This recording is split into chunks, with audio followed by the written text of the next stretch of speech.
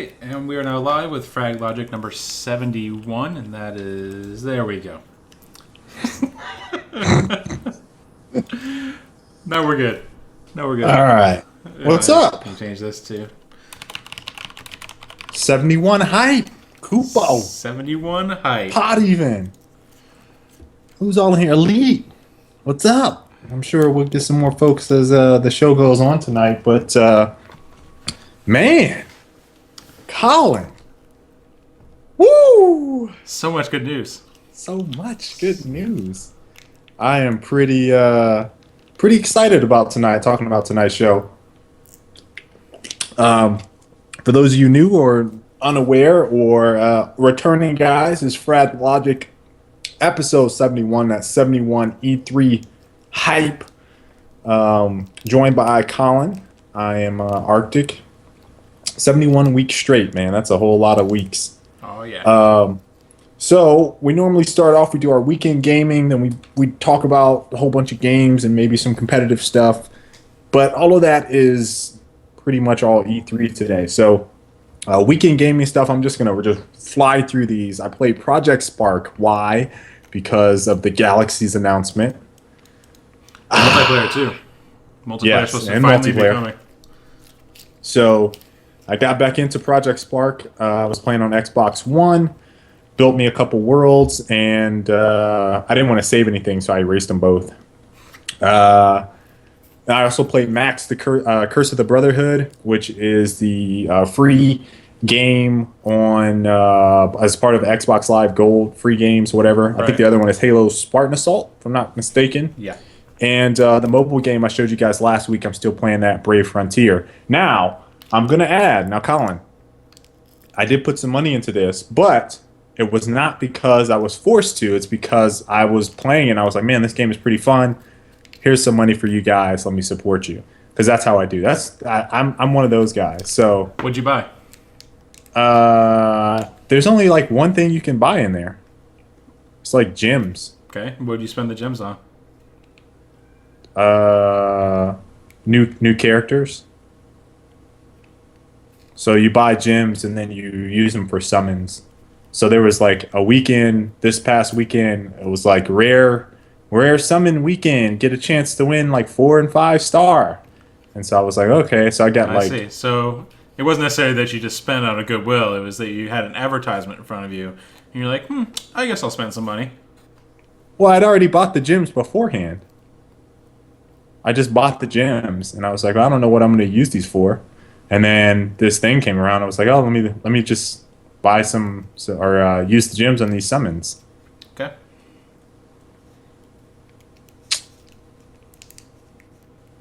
So it was, I think I spent like $20. Okay. Well, I probably had like 50 hours in it now. It's legit for a mobile game. It's legit. JRPG mobile game. See, Colin is a hater. You'll go bankrupt trying to develop games fucking around with Colin. No, I understand the mechanics. The goal is to get money from as many suckers as possible through exploitive game mechanics and psychology experiments. But I understand that, and You got look, psyched on. So psyched here's on. one. Here's one. No, it's like paying for a character in League. How is that even remotely the same? Because you're paying for literally like a card. You'd pay $20 for a card that isn't even real. You can't even hold it in your hand. Wait, have you spent money in Dota? I don't think so. Maybe here or there. I don't think so, though. I don't think I bought keys. I bought compendiums, which was mainly to support esports. Okay. Not really the same at all. Really? Why? Because I bought it to support esports. We're part of esports. We are esports. So we're part of gaming. Yeah, you just supported a development practice that you shouldn't agree with. But I didn't support it because of cheap mechanic. Okay, so here's a cheap mechanic that they have in the game. They have an energy meter, right? You have to use those gems to refill your energy. Yeah. You know, Or you can wait, like they have a little timer, you yeah. can wait. So every time I lose my energy, I just throw down my phone and I'm like, okay, I'm gonna go to sleep. Or okay, I'm gonna go watch a movie. You're supporting the mechanic though. How is that supporting the mechanic? I You're think the s- mechanic is dumb. you're supporting. Yeah, but you spent money on it. So they're like, oh, people like to spend money on this because we Give gate me something gameplay. else. If I could have just bought a character, I just would have bought a character. But they didn't. They don't have that option. Anyway, In the end, though, you just add to the statistics okay. that show that people do Anyway, it. he's a hater. You'll go bankrupt trying to fuck with Colin. That's the bottom line. Destroyer of fun and developers. No, man, I'm telling you, they have a Unless you're business plan about in place, and you just fell into the business plan. That's fine. Like they have a business plan, and apparently it works. But I can't, Oh in good man. conscience, support that. What's up, Razor Edge? What's up, everybody? I Hutchie. shouldn't even talk. I worked for Zynga for a while. Right? Right? I took those. I took those OT dollars.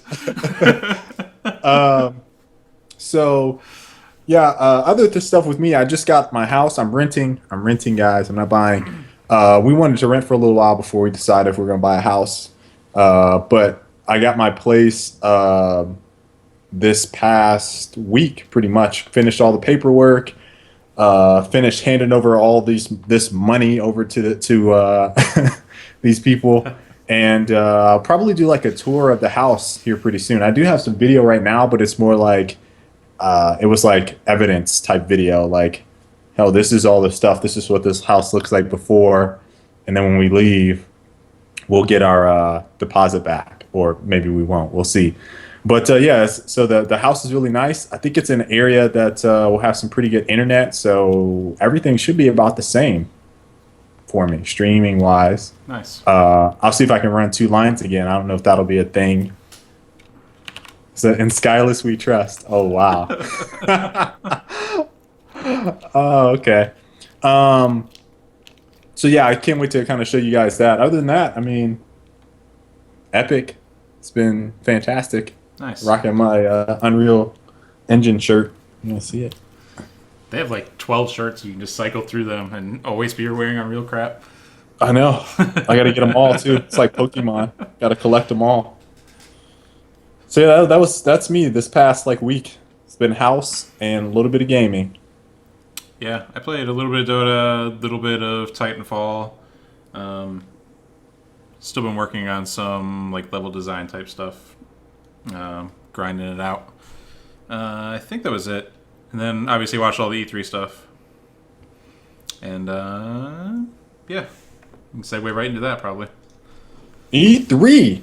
So this is how I have it broken up, guys. And I expect like some. Colin, can you throw up the chat too? Do you have that one set up? Sure. All right. So this is for people watching on YouTube.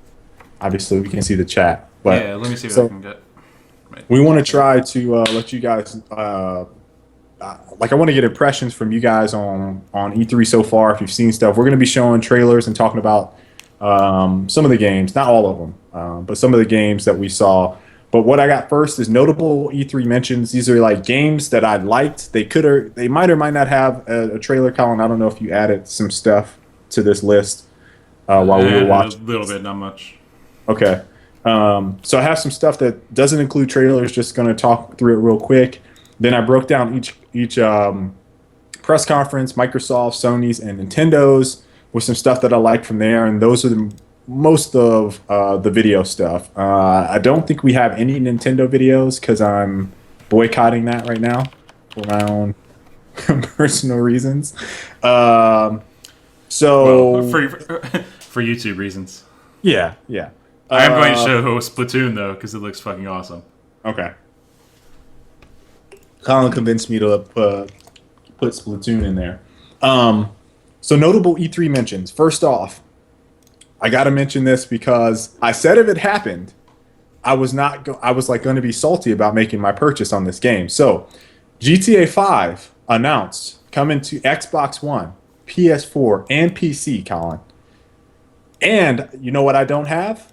I don't have my PC. So I don't have my PC, so I don't have Watch Dogs. So you know what that means? what did I say, guys? I said the only reason I was going to buy Watch Dogs was because I wanted to run around and play the game like GTA 5. Now GTA 5 is out on PC, and I'm not going to get Watch Dogs. Stand true to my word. So I might as well. I mean, we don't even need to talk about Watch Dogs anymore. It's dead to me. Dead to you. So yeah, dead to me. GTA 5. That's all I want to do. Run around, shoot people, and run people over. Steal their cars. That's it. Did lead a lot of people to thinking that it was a PlayStation exclusive because they showed it during the PlayStation conference, Nope. which was very quickly updated. Yes. I'm looking forward to. I hope to see some more mods. Like GTA 4 mods are awesome for PC. Like I don't own the game, but I love watching all the videos and like cool shit can be made for sure. Yes. So that'd be Yes. Dragon Age Inquisition. What'd you think of that? Looks pretty cool. I've barely played like one of the Dragon Ages, so like as a series, I'm not that interested. But this looks kind of like just a Skyrim. Like Right. It's very much like Really? a Dragon Age Skyrim edition. Where like I could probably pick it up and play, no problem. It seemed interesting from that perspective. But I just wonder how much other stuff that they have like Skyrim has versus Dragon Age-y stuff. Oh, it seems cool. Looks great. Yeah. It looked fantastic. Trailer, almost everything that I saw looked great. The problem I have is with Dragon Age is like it's hard for me to distinguish what is different between it and Elder Scrolls and Skyrim. So it's like just another one of those games. Hell, even Witcher, Witcher 3, I could throw that into the mix now. Yeah, it looks pretty similar too. So it's just one of those games. I like it. Looks great. It's like I don't know if it's something I would play. Hell, Edge of Reality actually worked on the ports for Dragon Age like right before we got there. They did the language translation, you know what I mean? The Yeah. language support for Japan. Localization. Localization. Thank you. There you go. Well, it wasn't really localization because, yeah, whatever. Witcher 3 actually I thought looked better than Dragon Age, doing similar stuff, personally. You know what I also thought looked better than Dragon Age? That Middle Earth Shadow of Mordor. That looks really good too.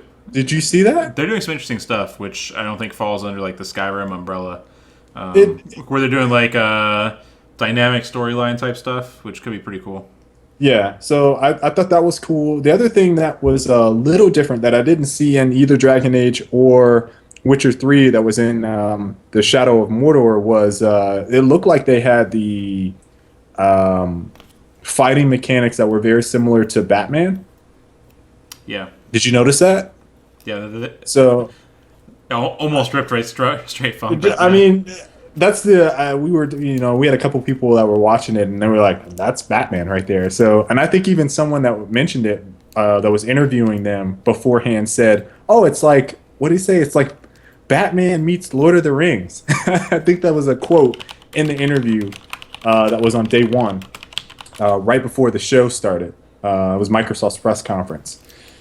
I know it was compared to Assassin's Creed 2, and actually one of the developers at Ubisoft, initially when they announced the game, was claiming they had stolen or borrowed code from Ubisoft. Because like the animations and stuff looked really, really similar to They do Assassin's look similar Creed. to that as well. But Yeah. I think like so many walking animations look similar to Assassin's Creed now, so I don't know. Like, it looks the same to me now. But yeah, looks good. What about? Did you see Ori? Is it Ori? Ori in the Blind Forest. I had to refresh myself. Was that the one that looked like The Witness? That was the one that Or no, it was there was the, like two animals. One looked like a white version of Lilo and Stitch, like the little Stitch, but it was Yeah. like a white version of it, and it had like a big and then orangutan looking thing. the other one looked like the character from Spirited Away. I don't know if you've seen it. Yeah. So It seemed pretty cool. With- It's not my kind of game at all, so it's hard for me to get excited. So yeah, it's not mine either. Do you know what impressed me the most about that? What? The presentation. Yeah. The trailer was like all warm and touching, and like you felt all attached to it. And then they panned out, and like the crowd, they were wearing those bands for Microsoft's press conference, and then they started glowing white. It was nice.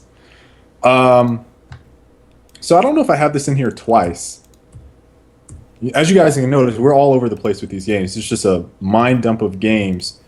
Rainbow Six Siege. What'd you think? I've talked before on the show about how ridiculous marketing people think multiplayer games actually play are, and that was like taken up to 11 with like took it straight to 11, maybe even to 12. They might have gone all the way to 12 with like their military sim porn fantasy. Kona, what's up?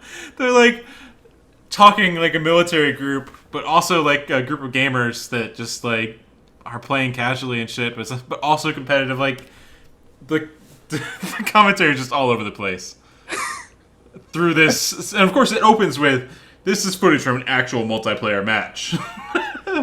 Yeah, like, right? what are you talking about? This is clearly scripted. How are you going to say it's an actual multiplayer match when every single thing is scripted and they all have lines to say? I'm down. Revive me. He has the hostage. All right, hostage is there. What was the guy's name? Harper? Harper? I can't Like remember. he was like the bad guy that was like they No, couldn't there's kill something- there's Harper. something else, but yeah. Did you guys know, Colin? Did you guys notice? And for those of you guys that watched it, did you guys notice that the bad guy Harper? I think that was his name. It wasn't. It was Havoc. Havoc. Okay, Havoc was just outside of reach. He was like a fucking villain in like Halloween or something like that. Like he was appearing around corners and they would see him just a split second and he would aim down his sights and then he Like, oh, he's gone. He's outside now. I was like, are you fucking shitting me? All right, so then My absolute he sets favorite, up on the though. ste- Sorry, go ahead. I was gonna say he sets up on the steps and he's like, "What are you doing still here? I got you covered. Get that hostage out of here!" Oh, oh man, My favorite I was was- in tears watching that. Sorry, I lost the hostage, guys. Oh, it's okay. Just like you would never hear. Oh man, And then, like, three of them are standing outside this door. And I'm looking at it, and I'm like, that door has glass windows. So, like, all three of them stop outside the door. They send a drone in under the door, into the room. Sees two guys staring at the door. Like, there's glass windows. What are you doing? Like, they can see you. You can see them. You don't need a drone. You can just look through the glass. And it's like, it looked like they were boarded up some way, but it was like a mesh material. It's like, that makes no sense. Makes no sense. And then they blow a hole in the ceiling and the floor. blow a hole in the ceiling, right? Yeah. No, they blow up the wall first, and then they blow a hole in the ceiling. And the guys are just chilling. So yeah, I mean, like, the game itself might be really good. But that trailer, how could you tell? Like, how could you tell if it was a good game based on that shit? There was a couple of things that I didn't like about it, and these are like really nitpicky because I think the game is in alpha right now. It's like a year and a half out, something like that. So in the gameplay sequences, I didn't like the destructible cover. Like things were just I see like blowing holes. It was like paper thin. Yeah. Yeah, it was like, poof, and then things would disappear. I also didn't like the gun mechanics from how they was aiming. Like it looked really jerky. It didn't look very reminded me. Yeah, it reminded me of how we were just talking Resistance, just a smidge. And there was a really bad game that the Dust 514, like a combination of those two. So I'm really interested in that concept. I think that is really, really interesting, compelling. Has a little bit of a Payday vibe to me for whatever reason. I got that too. But I am interested in the game after that trailer, despite how cheesy and over the top the acting was. Now the other one that we're going to get to here in a bit that was the exact same way that made me a little annoyed was the Division one, which was also completely scripted. But at least they didn't say this is taken from a multiplayer. I mean, almost everything was scripted, but that was just scripted poorly. Forza Horizon 2. What'd you think? I actually walked out of the room for that one because I didn't care. Sorry. I did the same thing for the crew, so like all the racing games I didn't see. What? No, wait. What about Drive Club? Sorry, I was in a meeting for Forza. Walked out of the room for the crew. Don't remember Drive Club from the presser. Oh, okay, I didn't watch Drive Club. Wasn't at the press stuff. I don't think it was was. I don't think it It was part shown of the later. conference. Okay. I watched it later. Okay, so Forza Horizon 2, I was like, it's just another racing game. This seems like they're doing some cool stuff though. But I don't know. It's just really hard for me to get in anything except Mario Kart, which I mentioned numerous times on the show. Like every racing game looks the exact same to me except for Mario Kart. So it's like, Luigi Death Stare, people. And we already had. I think Koopa was in here trolling on Battlefield Hardline. Yeah, I've watched some gameplay.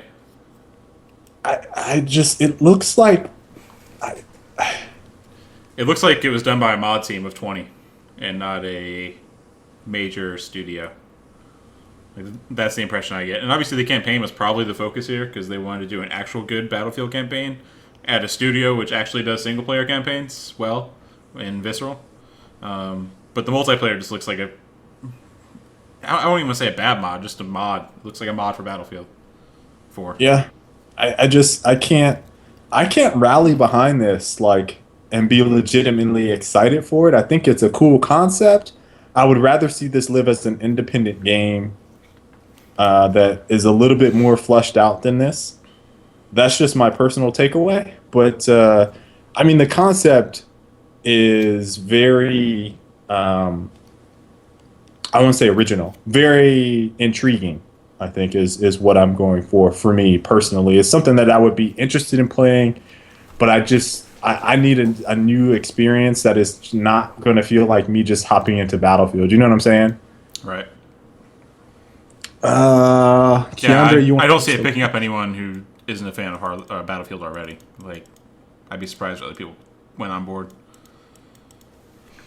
Then I got Drive Club in there. So, Colin, you said you didn't watch it. I don't know how many of you guys actually watched this. I saw it on.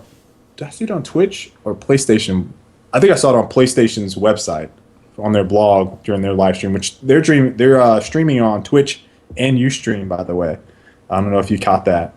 But anyway, I was watching it, and I mean, there wasn't really too much that I took away that was like terribly like impressive. There was a couple things that I did like about it that seemed different, and I don't know if this is in any other racing games because, to be honest with you guys, I haven't been too interested in that many racing games since Gran Turismo. And again, I'm going to mention Mario Kart when I say simulation racing games, I should say. But Drive Club, the way their tracks are broken down, first off, none of the tracks are real life tracks. They're all developed. He said that developer that was speaking said that some of them are exaggerations of existing areas that you might recognize, but the tracks are all unique. But as you're going through each course, let's say you're the absolute worst on the track, like you're in 8th place, right? You actually can get challenges and scoring and ranking based on segments of the track compared to your friends, compared to other people, and some other statistics. I think like different drive clubs and all those things. Like if you are the best of among your friends or the best among your drive club or whatever, I guess that boosts your club up, right? So that kind of segmented challenge system seemed pretty cool for a track. Again, I don't know if this is something unique, but it sounded interesting, and at least doesn't make it seem like, I guess, people that are in 8th are coming in last place. It's one of those things that's I've talked about previously on the show where I hate that everyone gets a ribbon if they're in last. Like you're in last, like you don't get shit. Like, but at least they're still keeping it competitive within, you know, those small little ranks, finding ways to do that, which I think is a neat design mechanic feature. Right. And that's pretty much all I really took away from Drive Club was that little bit. They said that they're still working on it, hammering out bugs and stuff, trying to polish before the game is ready to launch, I think, later this year. And then what about Witcher 3? Did you see that? Yeah, looks really cool. I saw the gameplay of hunting the griffin down. Yeah. Looked pretty cool. There was a couple things I liked. The liked. actual combat is okay, it looks like. I didn't think that was the strong suit, but like the environments and stuff look amazing. Yeah, everything looked visually stunning. Like I was really impressed with the game visually. Um, I couldn't tell about the combat. You know what I was impressed with? Actually, this is a much better than previous. The people that were demoing on stage didn't do horribly this year, Were they recorded? from what I saw. Was it previously recorded? No, when he was playing up on stage. Yeah, but was it recorded? Oh, I don't know. Like the Sunset Overdrive one, the guy pretended to play, for sure. No, I'm just saying. You think that was just too Something to smooth think for about. him? He was like the CEO of the company or something. I mean, just saying, I would highly doubt that he would hit that perfect run. Come on. Let's be real. Let's be real. Wait, no, come on. Let's be real. You don't think he played up there? No, I'm not saying that. I don't think that there could have been some faking up there on stage, but you don't feel like the Sunset Overdrive dude. There is almost zero chance that he played. It was too perfect. He was too perfect. Like he didn't miss a shot, hit every single one of his rails. Compare that to for example, the Little Big Planet 3 people, which we have listed a little bit up. They definitely played because they were missing jumps left and right and falling off and stuff. So I mean, I just don't believe it. I mean, I've been around enough developers to know that guy probably didn't play. Not saying he couldn't pull it off, but pulling it off on stage, live, they would never miss that. Oh man, okay. All right. As a matter of fact, I go as far as to say the Little Big Planet may have been the only one actually demoed. Except maybe the Call of Duty one where they were just walking. Yeah. Okay. Okay. Then we got Batman Arkham Knight, did you see it? Looks sick. It looks fucking sick. I got really hyped Oh for that. my god. And Twitch's stream was lagging for me and I was so upset. The only thing that made me more angry than the lag was the fact they cut away for the Scarecrow reveal. What are they doing? I swear, I ranted about this 1 year ago. And I'll rant about it again. Why the fuck do you keep zooming out to show me a stage when you're showing off a game? Why do I care? Why do you keep doing it? They had been the same production people they hired last year. And somehow it didn't get communicated. That is the dumbest shit ever. No one wants to look at the stage. They want to see the video that's showing. Wait, now Colin, hold on. Going back to Ori, the Blind Forest. No one cares what was being shown on the screen for Ori. I wanted to It's not the same as seeing. to see the bracelet. It's not the same as seeing the fine detail for the Arkham Knight. And it's like because they did the Scarecrow review, they went to the stage for a good 30-second cut. A full, like, the last 30 seconds of that video was just stage. And I was like, oh shit, is that Scarecrow? And then Twitch lag. Still on the stage. I was like, oh shit, that's Scarecrow. I was so upset. So upset. But the game looks fucking amazing. Looks so good. I am really excited. Now, Arkham City, I'm going to tell you guys, I wasn't that excited for Arkham City, but I played it and I was like, man, this is really good. Arkham Knight, looks mind-blowing. It looks so good. So good. I'm very hyped for that game. I also had the same problem as you, Colin. Do you know what I did? I went and rewatched it, and then I saw the Scarecrow reveal my damn self because they fucked it up. Yeah, I still need to go watch it again because I haven't seen it improper. I just had to piece together what had happened. Not only did I watch it, but I also watched it again when they were on talking with might have been GameSpot live or IGN. I think it was IGN about the game, and they were doing rewind, and the developer was going through it step by step. That's how hype I was for it. I watched it 3 times, guys. 3. That shit has me hype. All right. This one is in notable mentions, Colin, but obviously it's one that we could have thrown it in somewhere, but they just didn't show anything that was compelling to me. But Star Wars Battlefront. I actually got this up. The hype is real.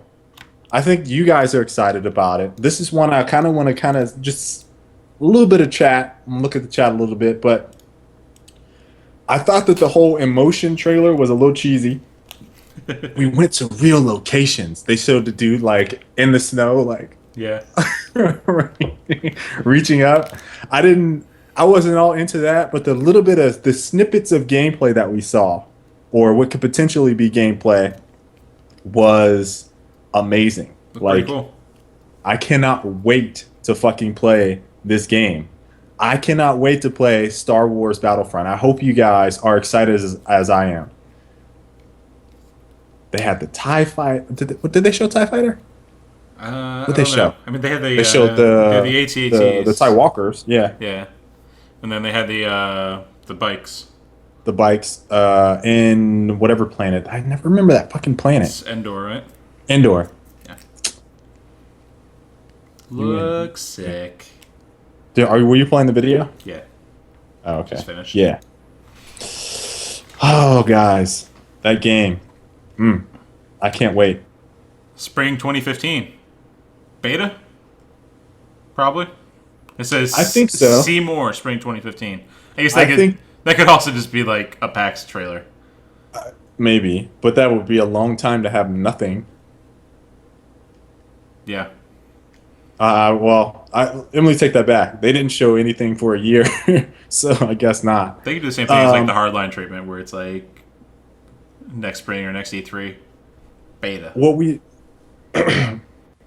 we haven't heard from though is the other Star Wars game. Oh yeah. I don't know what's up with that. That's what I was anticipating seeing, like, simultaneously. Especially because like, they started talking about the Star back. Wars universe. I thought they were gonna like pull in all the Star Wars stuff they're working on.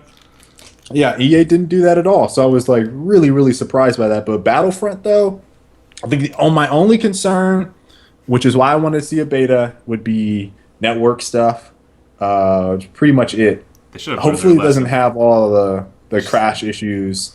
They should have learned their lesson. And I said that after Battlefield 3 as well. So Right. apparently, I need to quit saying that. We're just gonna. This is one that maybe if we just hammer on it hard enough, Colin, it'll be fixed.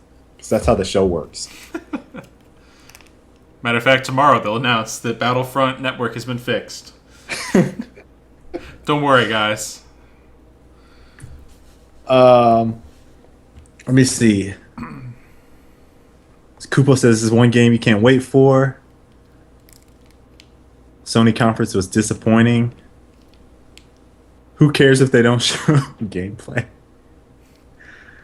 EA's press conference will be all Star Wars. It better be, Bay. It better be.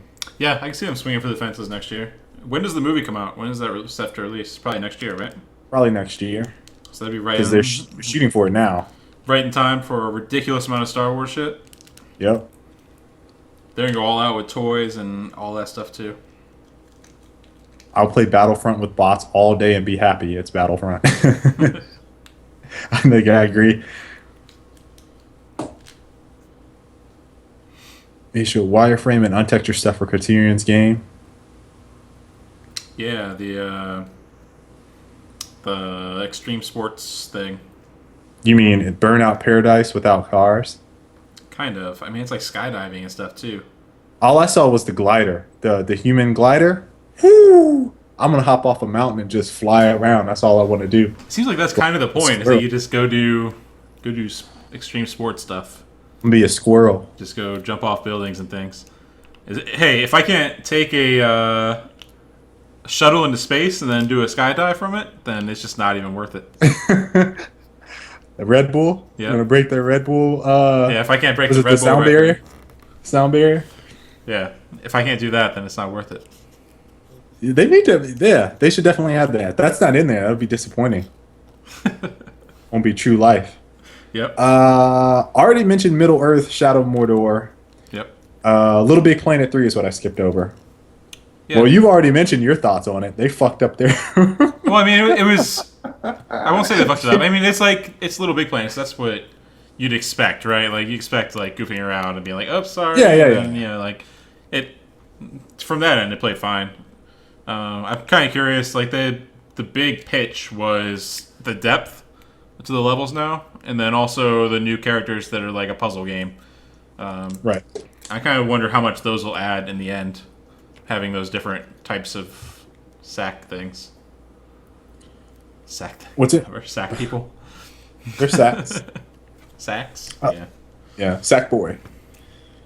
Um, I've always liked Little Big Planet. I just maybe I've grown out of it liking it. I don't know. It's just something about it that's not as appealing to me. Um, I can't quite put my thumb on it. The interesting thing, I think, is that there seems like there's a lot more like direct competition with it, like from Microsoft's side, Sony, you got PC stuff, where it doesn't quite feel as original as it did when the game first launched. You know what I mean? Yeah. So, and then now you got to think like they have all these new games out, and this is on the third Little Big Planet. So it's like you can't change up the formula too much because that'll turn off existing people. Well, that's the thing. Like, And one then of the you big have all this announcements new was that stuff. all the old levels will also come over. Right. Which is like, yay! Oh wait, it's the same stuff that I can play now, and literally the exact Right. same game. Like, and it'll look better. And I'm like, maybe a little bit. Yep. Maybe it'll look a little bit better, but it's not gonna look super great. So that's it on Little Big Dust is the Planet, last and then one. Phantom Dust, last one. I had never heard To of be this honest, game. I don't even know what this game is. I had never Ken heard Robb of it. came on stage, and I was like, "Whoo, Ken!" And then he was like, "Wait, what did he say? Something about the choice that they make for games and the IPs." And Yeah. then he was like, "Let me just stop talking and show this trailer." And I started looking at it. I was like, "I don't even know what this game is." It's I kind was of an like, obscure choice. I don't know. So if you guys in the chat can tell me about Phantom Dust, I don't know if it's before my time. I don't know if it's just a game I never looked at. I have absolutely no idea what Phantom Dust is. That's the crazy Was thing. it original? I was in our kitchen at the studio. There's like maybe 15 of us watching at that point, and no one, not one person, was like, "Oh yeah, I know that game." And like a few of us were like, "What is that?" Like I don't remember that game at all. And like no one knew. And this is people who've been in the industry for like 10 years, 15 years in some cases. Listen, it's the same thing at our studio. I was looking around like, "Hey guys," and people were like, "I don't know that game." So I did look it's at an some original gameplay Xbox before. game. Yeah, it was So from it the would have been Xbox. It's so like one of those 2002, weird like 05. games that was bigger in Japan than it was here. So I was completely lost on that one. I got to go do some research on what Phantom Dust is, and yeah, I had to Google some just gotta look gameplay. at it. So Microsoft's All right, we're going into the conferences now, right? conferences. All right.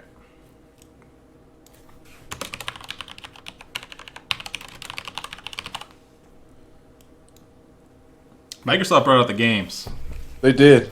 They just did straight games. They just did from start to finish. Like Phil came out and was like, "Listen, we're just gonna show you guys the games." He walked off. I don't think we saw Phil again until the end when they did the question and answer panel or something like that. Yeah, they brought them out Like- a little bit towards the end. And that was it. And even like the people that were on stage to present games are pretty much like, blah blah blah. Here's the game. Yep. So I love that they stayed true to that. They actually made my predictions a little off because I thought they were gonna at least mention one app, two apps, nothing. They did all games. So you cannot knock them for that. The other big omission was they didn't mention Kinect. They didn't even say the word Kinect. They didn't even say Kinect. The entire conference, no mention of Kinect, no mention of the price drop that removes the Kinect. They didn't even mention that stuff. They're just like games. Here you go. Yeah. So I have to just gotta applaud that. Good.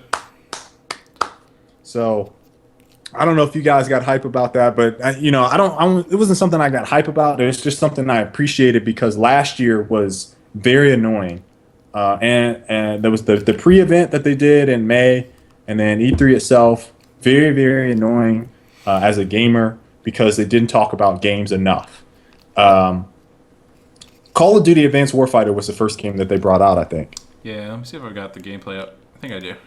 Oh, So I couldn't help this, and I don't know if it's just I have it right now in my system.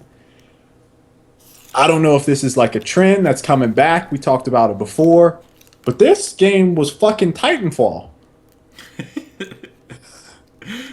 It really is Titanfall without wall running. Or you could even make the comparison to Halo because they had the fucking thruster pack. Like he was dashing from side to side around that dude in cover. Either way, I think that this is going to be all that aside, it looks way better than Call of Duty normally does. It does. This is actually the first Call of Duty since Modern Warfare that I've been like, fuck, I kind of want to play that. Yep. Double jumps, thrusting. I wasn't too hype about the homing the smart grenade. That seems absolutely ridiculous. It's like beep boop pop for the grenade. I mean, I'm actually interested in Call of Duty. So that is really surprising for what they showed. You know, I wasn't. You know, we kind of joked about that trailer that they had that was kind of CG-ish when they were showing like dudes jumping really far, and I think I tweeted like, "Oh, that looks like Titanfall." And I saw some people on Twitter, you know, saying stuff like Call of Duty Advanced Titanfall 2. Yeah. So I mean, there's definitely some crossover there, and for all the people that fucking hate on Titanfall with the content or whatever about the game you dislike, Respawn is clearly pushing forward what should have been done years and years ago with everybody else, with the shooters, and saying, hey, like this is with the direction we need to go with some of this instead of keeping it linear for so long. I mean, we had, I don't know, fucking like 10 years almost. Legit 10 years of flat gameplay or very linear gameplay that's been really popular. So to see this verticality is just amazing to me. Now, here's my concern, Colin. What the fuck are the maps going to look like? I was just about to say the same thing. That is major concern. COD maps have got to a point where they're pretty safe. You know what I mean? Like, you kind of know what you're getting and like how to build them, and they've built obviously like hundreds of them at this point. But this Titanfall works because they do these large-scale maps that you can get from point to point because of the wall running and the crazy speed. This is more vertical gameplay and small bursts of speed rather than sustained speed like Titanfall has. Right. So I don't know how they're going to manage to make that work from a level design standpoint without having you have to stare like way up into the sky to look at things like Battlefield. Yep. So yeah, I think that's definitely my biggest concern as well as just like what happens after this game. Now, I think the only other thing that I'm going to have a beef with is the Call of Duty people. Again, content aside, the Call of Duty people that dislike Titanfall because it's Titanfall, they'll say it's Call of Duty with mechs. And then this Call of Duty is clearly fucking Titanfall or Halo, either one. And those people are going to jump on that fucking bandwagon and ride that shit to who knows where. And I'm just going to be like, weren't you just shitting on Titanfall? I've seen videos of YouTubers doing it. I'm not going to name any names. I've seen YouTubers Titanfall is boring. It's just not enough here for me. You know, the wall running is, it's just, and then they're on Call of Duty like, oh my God, Call of Duty is like, it's like this fucking same game. Like, what the fuck? It's the same goddamn game. That's mind-blowing to me how people are like that, like can't discern the difference between the two when it looks very, very clear. So I'm going to call all you fuckers out right now. Like, I'm calling you out because I know the fuck you're going to do it. So you're getting called the fuck out. On YouTube, I'm going to do it on YouTube. I'm going to do it right now. Later, when you play Advanced Warfare and you're sitting there like, oh my God, this is the best game ever. Call of Duty is back. I'm going to be like, fuck you. You just shat on Titanfall. It's the same fucking game. What's wrong with you? Calling you out. Calling you out. It's going to change that up, though. I'm kind of curious how it's going to affect the competitive standpoint, personally. I already heard Gandhi. Sorry, Scott, but this is the dumbest thing.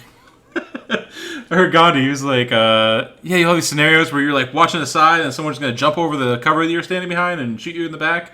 Like, that's not cool. You can't have any map control, et cetera, et cetera. It's like, I really wonder how those guys are going to adjust to a different gameplay style or having to change how they play. I know! I was surprised as well. He could do that in Halo. Why would he say that? Surprised as well. Well, he was saying like you can't have jetpacks in the game. Talking about the Halo jetpack essentially was what the analogy he was drawing. But really, it doesn't look like jetpack at all. It looks more like a double jump or like a thruster type thing. So I don't know. Like I'm interested to see how they handle it, and then also interested in how how they handle it a year later when all these cool vertical things are the removed. robo grill. Yeah. Robo krill, yeah. Swooping in, trying to krill you up. So yeah, like, I'm really curious to see how things go just from a more meta standpoint. But the game seems way more interesting to me than COD usually does. At least they didn't show dog. They didn't We show got a dog. You got robo krill, not a high res dog. So They I'm pretty didn't show happy any about it. drones either. Drones are usually the go-to for these future games. Oh, I gotta call out one thing I saw in that trailer that I thought was really funny. So you know that like walking mech that was like the crawler. Battlesuit. Why the fuck did it? You mean the crawler? Okay. Yeah, why did it sound like a transformer when it walked by? It was like I was like, is it gonna transform? Is it gonna turn into Optimus? Did you hear it? Maybe it does. Maybe it does. Maybe they didn't get that far. I don't know. I was too busy golfing at the fact that the guy was doing the slow look up thing that people do in gameplay videos for shows like this, where he's just like all of a sudden has like the slowest sensitivity in the world, watching stuff walk by. Yep. So yeah, that was Call of Duty. Different, but eerily the same as some others out there. I am interested in it. I will say that. I think there's going to be a lot of interesting new gameplay mechanics. The thing I'm most concerned about, well, Colin and I agree on, map design is going to be very, very interesting going with this verticality in Call of Duty. Yeah. I was just wondering how much the side-to-side movement's going to matter with the kill times in that game. Is my other concern. Should be cool, though. Definitely more excited than usual. Crackdown.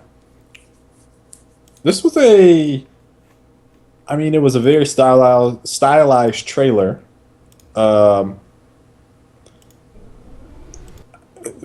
Correct me if I'm wrong, but Crackdown 2 had 2-player co-op. I think that's right. This one looked like it had possibly 4-player co-op. I believe so. That was the impression I got as well. Okay, so that was what I kind of took away from this trailer, was that there was a bunch of agents, 4 to be exact. There was a sniper, a driver. I don't remember what the other one was. A guy that blew up something. I don't know. I can't remember all of them. I think there was 4 though in total. And I don't know if the world is bigger. It's probably large. Who knows what's all going to go down with it. I do like Crackdown. I played the first one and the second one. I do like that it's co-op. It's a fun game. I agree. You think there's going to be competitive multiplayer in it? Probably not. I don't really care. Like, I haven't played a game that does the open world stuff and also has a good multiplayer yet. As far as like competitive multiplayer, obviously like GTA multiplayer is really popular just to go in and dick around essentially, which is probably what this would be, is just open world co-op type stuff. But as far as like competitive multiplayer, I wouldn't expect anything. That's what I mean. To me, this is the 4-player co-op. Obviously, adding 2 new players is a big change for them. It could be more. We don't know. I wouldn't be surprised if they kind of do like a GTA thing and drop like 8 or 16 or something in the game. But I do think a competitive multiplayer might kind of be interesting in Crackdown. I wouldn't mind that. Superhero fighting, agents. Yeah, I guess. It's kind of compelling to me. I mean, the gameplay, usually the shooting aspect isn't tight enough is my complaint. So why does the shooting have to be tight enough? You could just run up to somebody and punch them like really far, knock them out. I should hold back, by the way. Saints Row multiplayer wasn't awful. Right. So I guess there's that. But they kind of took like a more traditional approach to it. Clutch, Chris, you said you want to see a vastly different city. Oh, we got people in here. Doom. Colin, did you add that in there? Doom teaser? I don't think I had it on there. Look cool though. Yeah, I mean, like the actual Crackdown itself seems like it'd be fun.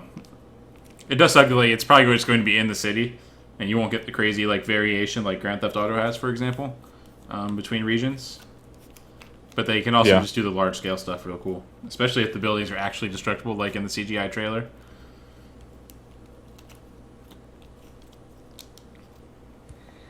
All right, here it is, Colin. Let's go ahead and talk about it. Halo, the Master Chief Halo. Collection. Halo. This is probably the biggest product, like the single biggest product announced, I would say. Based on the, Yeah. I mean, my Twitter feed is probably a really biased area to look for this, but it seemed like that was the one most people were most excited for. I would. I don't know if I would say that. I would definitely say that there was a lot of people on my feed that were excited about Halo. The other thing that people really blew up about, and maybe I'm a little biased because I was specifically looking for it, was No Man's Sky. Yeah, No Man's Sky was Which again, my game of like, show, which we'll get there. Yeah, but I agree with you. I think the sentiments about Halo definitely very, very high, very well received for the Master Chief Collection. And this is not what I thought it was going to be. It surprised a lot of people. Before we get into this, I should go ahead and say that the studio I work for has actually announced their involvement with this, so I can only say so much. Right. But we're actually working on the Halo 2 anniversary part, where we showed like the Ascension map as an example. So like that part of the game. You know what they did right from the get-go? They said, we're going to show you some gameplay. Yep. From Ghost. I was like, from Ghost yes, Ayami. Thank you. Then he teabagged him. I don't know if like I don't think he liked that. Did you see that? He killed him on stage and was like teabagged him. Yeah. Yeah. Oh, Ghost. And you know what I also like about the Halo community right now is that there's a lot of support for it, and they're kind of like really putting Ghost and Bravo and those guys, like, I don't know if you've seen a lot of the pictures, like their heads are off and they're like, we back, all that types of stuff. I mean, I'm really glad to see there's such a high amount of goodwill towards 343 and Halo right now. I am concerned that the way this game is put together, that there's going to be a lot of dissent very quickly. I think it's, listen, I think this is what one people of want to play. Exactly. What people want to play. I mean, there's already, like, you guys have seen this with Gears. It's on Halo. It's on Call of Duty. It's on every game that has sequels, which is why I've said you should just rename your fucking game something else if you want to do iterative titles. But what if for Best of 11 they just mix the games? What if, right. So, I mean, at that point, like hasn't been an option ever. Compelling. So like, that's what becomes compelling. What if all of a sudden you had Hang 'em High mixed in there, and then you went to Midship CTF, and then you went to Narrows Team Slayer, and then you went to Haven Extraction, or Pit Halo 3. Yeah, or Pit. Woo! Then you mix in some Lockout, and like you just went from game to game like that. That'd be pretty cool. You would truly. Now, this is where I think you and I are kind of thinking alike, and I think this is what a lot of the competitive guys hopefully are going to get to the conclusion is, like, if we take this serious, and they're only going to have a year, mind you, if we take this seriously, you could argue that you could find who the absolute best Halo players are, period. You don't need to do that, though. You don't need to do that, though. You already know it's Ogre 2. You already know the answer to that. How you gonna act like know who it is? Act like you don't know the answer? I mean, maybe we can figure out who number 2, 3, and 4 are. I'm just saying, yeah. There's no reason to try to figure out who the best is because we it's got already some been new decided. school people. We got the old school people. Ogre has already proven himself to be the most dominant player, period, across all the Halo games. But they've never done it under one title without having to switch consoles, without having to wait years and years in between. Very compelling thing to have. Now, if you gave me that for Gears, I would like to see. Not only that, but I would like people to be reminded how shitty some of the other games were comparatively to other ones. And I'm not saying Gears in general, but I'm just saying when you make a comparison between H1 and H4, or Gears 1 and Gears 3 or whatever, or Gears whatever, Judgment, or if that would be thrown in there. You notice they didn't put in, what are the two? Reach and... Yeah, because they weren't part of the ODST. Master Chief story. Right. But you get this this thing where people get to compare, like, oh, I didn't like this, or they think in their mind, oh my god, this game is so much better than all of the iterative changes, that the bugs that have been fixed, the things that have been panned out, and then you get it all under one package. You get to say, oh, that's as good as I thought it was. That's what I'm excited to see, is the nostalgia getting tested. Yeah. So I am always a big time guy, and I've said this a lot of times before. I keep saying that on this show today. I've said this a lot before. If some of the new games came out at the time that the old games were released, you would realize how much better the devs are at making the products, how many bugs have been fixed, how much everything just feels smoother and better as time goes on. Now, that's not necessarily true for all games, but for a lot of them, iterative changes are made and devs are able to improve on their product. So I cannot wait to see the stark contrast between Halo 1 and Halo 4 for a lot of those guys. Like, man, I like this game. Woo. You know what I mean? So that is something I cannot wait to see from the competitive community at large, and some of the general guys that play, hardcore players for Halo. Still, man, 100 maps at your fingertips with 100 maps. 60 FPS, dedicated servers. 60 FPS is going to change a lot. It's a Halo player's dream. So it seems cool. And on top of that, they announced that it will include the Halo 5 Guardians beta. So now you gotta get it. So you have to get it.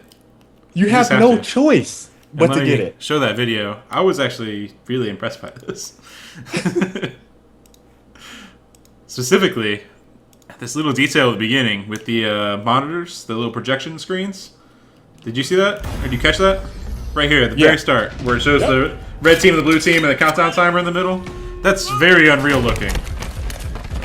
That's the comparison that probably came across my mind the most watching this, was that it seems very Unreal inspired. And they're actually taking the arena approach to everything. Now, I gotta get, if I buy something, like if they offer me $150, $200, $250 thing. By the way, someone at the studio has the Titanfall collector's edition thing that I should have bought instead of getting the PC and the Xbox. Yeah. If they come out with something like this for Halo, I'm getting it.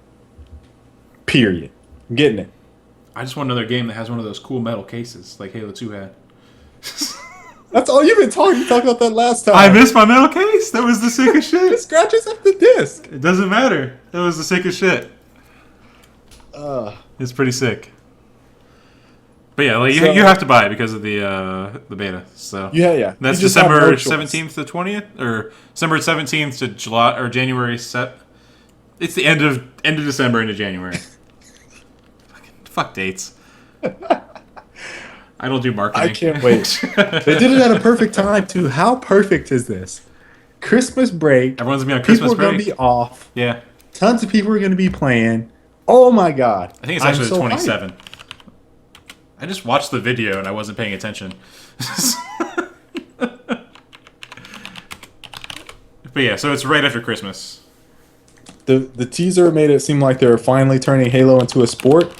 At this point, I think anyone that is under the impression that Halo is not going to be the flagship title for at least 343. I don't know if it will be for Microsoft because they still got Call of Duty, but if you don't see that as being an esport with all of the people that they've hired from MLG, I mean, you just have to be a little like, at this point, crazy. Like to think that they're not going to try to push esports hard on Halo.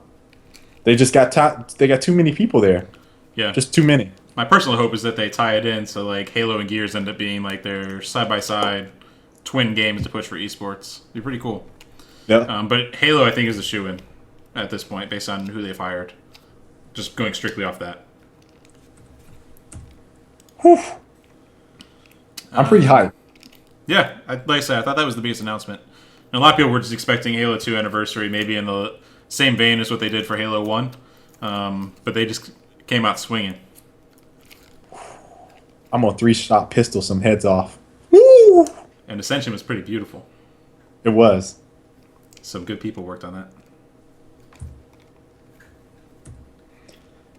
All right. I guess this is not the highlight for people, Colin. Based on what we saw on YouTube. It's so weird. So like I grabbed all these videos to line them up for you guys, right? It was like every single video down the list that Kale had from his notes. And like all of them, like the likes the likes on YouTube are like 99%, 95% or higher. Many of them are from IGN, as you noticed. But this one video is at 40% right now, and the like dislike. And that's for Fable Legends. Fable Legends. So there must just be some really big hate for Peter. It's for Peter, I'm telling you. It's all for Peter? He's not even there anymore. I know. They have to keep paying for Peter overhyping stuff when he isn't even there to hype it? I'm telling you. I'm telling you, I think that's what it's for. The Peter hype just has soured people's mouths for Fable. That's personally what I feel like. Now, I saw this gameplay trailer. I see no reason why they had to give it 50-50. Like, why so many dislikes? Yeah. Cooperative multiplayer experience. I thought that was cool. Hero versus villain mechanic, which you being the villain. Again, if you want to be the troll, I thought that was cool. It's very Dungeon Keeper-esque, Yeah. which is appropriate coming from Lionhead. Griefer's Delight. Like, I don't know why people are disliking this. Like, if you guys didn't like the Fable Legends thing, if it just looked bland to you, I get it. But like, what about it did you guys not like? Why are you hating on Fable? I gotta know this. I gotta know. Yeah, I thought it seemed alright. I mean, it's not like, I don't think it's reinventing anything. But they did make it sound more revolutionary than it actually is when they were doing the press conference. But like, the game mechanics seems fine. It's 4 against it's basically tower defense with players playing the heroes. I wonder if they'll pull over a lot of the Fable because of the gameplay parts, like the visual design, characters changing over time, kind of stuff. The Conquer teaser at the press conference was a stab in the heart. I think people were reacting to the Conquer thing by disliking the Lionhead stuff. Maybe. Yeah. Is Fable Legends coming out for PC? I wouldn't think so. It could though. I'm not sure. Maybe. Probably not. So I'm gonna get off Fable Legends again. I thought the trailer was fine. I thought the gameplay was interesting. I'm most interested in being a villain. That was about it. That's all I got from it. The next game though, Colin, how spot on were we? We were spot on, like 100% spot on what they showed for Evolve. Yeah. It's a new monster and the new heroes they just announced, or new characters. Called heroes. We have like, why aren't we hired, Colin? Why can't we be Michael? Why can't Not only do we predict the future, but we change it too. Looks good. Looks good. The fact it was a flying creature is something I also could have predicted, but I didn't go that far. I didn't think, was it flying? Yeah, was it flying? Yeah, he flies around and then he has melee attacks. I did see that he had electric tentacles or something like that. Yeah. And he does like a ground pound thing. I thought he was water based. He looked like a squid. He's the Kraken, but there was no water. Probably because like the levels don't necessarily support water in every case. You know what I mean? They do. I mean, there's gonna be some, but it's not like he's gonna have an ocean to swim in. We don't know. Maybe on some levels. Water world, man. Not on the one so far. So it's not like he's a swimmer as far as I can tell. But he was definitely flying around. The other thing that I pulled from that trailer that I don't know if they were showing was like a hunting hound. Did you see that? Yeah, that's pretty cool. So I don't know if that's a character, like a separate character that's just an AI that helps you out, or one of the characters controls that. But it's most definitely very interesting to see a hunting hound in the game. I was actually like, oh, is that a hound? I was like immediately, I was like, is that a hound? Seems like they've done a good job providing some different options for the different classes. And there's gonna be one more set of. I believe they said there's gonna be one more monster and 4 more heroes. That's the Trapper's Pet, said Characters or Defology. whatever. Yeah. So there'll be one more monster, 4 more characters. I think they said 8 maps at launch. Is it 8 or 12? I can't remember. That's a lot. Those maps are huge too, dude. Yeah, they're pretty big. Those maps are very, very big. I saw IGN's gameplay from this, and they kept getting eaten by the plants. It's pretty funny. It's like these Venus flytrap plants that go like that and then eat you. Right. Now, when I talked about this game after I went to PAX East, if you guys missed it, was whatever our PAX East episode is, I'll try to, maybe I'll link it in the description or something like that if you guys want to watch it on YouTube or something. But I had a gameplay session of this. Now, they had the old monster, the Goliath, and the old characters. But, man, the game was fun. And, you know, the thing that, I'm going to say it now, we've said it before, balance is going to be a bitch based off of how they do matchmaking, right? So, like, you're going to have no idea who you get matched with.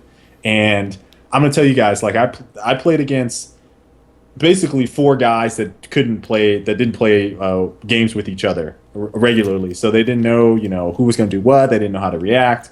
I just shit on them as the monster. Like, it was a slaughter. Like, it just wasn't even close. So that's going to be a thing. Like, people are going to be pretty upset. Like, if you're not working together, it's going to be some upset campers. Hunters. It's going to be some upset hunters. For sure. You don't think there's going to be an ocean world? I think there's going to be an ocean world. Maybe. I mean, how would you balance that? He can just go underwater and stand there. I know. He can just chow down on fishes and come out level 3 and be like, "What's up?" Well, you could do that right now. Why don't you learn to swim? Come on down 10,000 miles. I set up one of the guys to get eaten by an alligator or whatever the hell was in the water. Yeah, there might be some lakes. There could be a lake. Yeah, like what if you? I mean, they have to have a lake because maybe they can electrify the lake in order to get him out. There you go, Colin. Stick like a that's electric what you're harpoon in. That's why you gotta think outside the box, Colin.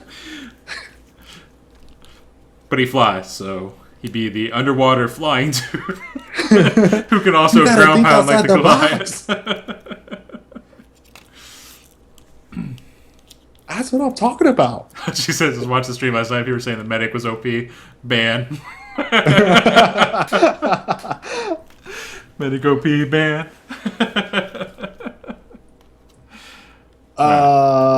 Next game. Assassin's Creed Unity. I'm going to ask you what you thought about it before I say anything. Can we just give him a number at this point and just do it like Madden? Is that an option? No. Can we just do Assassin's Creed 2014? No. No? Oh, yeah, that's right. Sometimes they do 2 games in a year. And then we wouldn't have a number for the second game. Ah, good point. It looks just like every other Assassin's Creed to me. Except it's co-op! Yeah. It's still just like every Assassin's Creed. Now, you can't tell me that... I was curious about Unity. I tweeted this. I did the whole Django. The random stool comes flying from off screen. Where did that come from? Sorry. Looks amazing, right? Now, I was like, I saw the trailer, and I see these icons over people's heads, right? So I'm thinking, oh, those must be identifying friendlies. And the trailer keeps going, and I finally look over, I ask Pete, I'm like, are those humans? He's like, yeah, there's other players controlling that. I was like, what? Are you serious? He's like, yeah. I was like, oh. Well, this just got a little bit more interesting to me. So, co-op assassinations. Why not? But, again, to your point, it didn't look that much different than the previous Assassin's Creed. So then the question is, what took you so long for you guys to do this? Like, the game doesn't look that different. I say, how does it change how you play? Like, really? If someone gets spotted, like... Then you just murder everyone? Like, you don't even have to run if you have 4 of you. You could probably take out an army of NPCs with 4 people. Maybe. You could probably just straight up fight an army. Like, it wouldn't even matter. You just all mow them down. 20 people per person. Kill everyone on the map. See, this is what I feel like what's going to happen is you're going to have people that are, or as this progresses, there's going to be the stories for campaigns are going to get more multiplayer-ish. So right now it's co-op. Pretty soon it's going to be co-op on one team and then villains on another team, and they're just going to ride that theme out. I think that's where every game is going right now. It's be one person plays as the Mark. Yes. It is starting to trend like that. It seriously is, though. It'd be kind of cool if, like, there's 4 of you, but one of you gets told to betray the other ones. You know, like that kind of a thing. Like you get paid more? Yeah, I don't know how you reward it, but like your goal is to stop the assassin. Like you're a plant. You're an operative. Yeah. So yeah, but I mean, like besides that, like stealth with 4 people isn't gonna happen. Unless you have like 3 friends that you know, and that's what you're specifically trying to do. Who's gonna be the dipshit that fucks up the assassination? Yeah, it's the one guy who goes running in. He's just like, fuck the plan. Like Sean said, you know what? I remember trying to play Splinter Cell with Sean, and like every fucking time he would set off the alarm, and then we'd all have to hide for like 2 minutes before everyone settled back into place and we could try again. Like that's what this feels like. Except Assassin's Creed is very forgiving when you sound alarms and stuff. Like you just kill everything. So I just feel like it's gonna be just killing everything. That's gonna be it. And then blending in, and then disappearing, and then going back to the objective. No, just straight up killing everything. It's gonna turn into Dynasty Warriors. Yeah, exactly. It's Dynasty Warriors. That's it. Everything is Dynasty Warriors this year. We're just everything. Assassin's Creed Dynasty Warriors. Where we at now?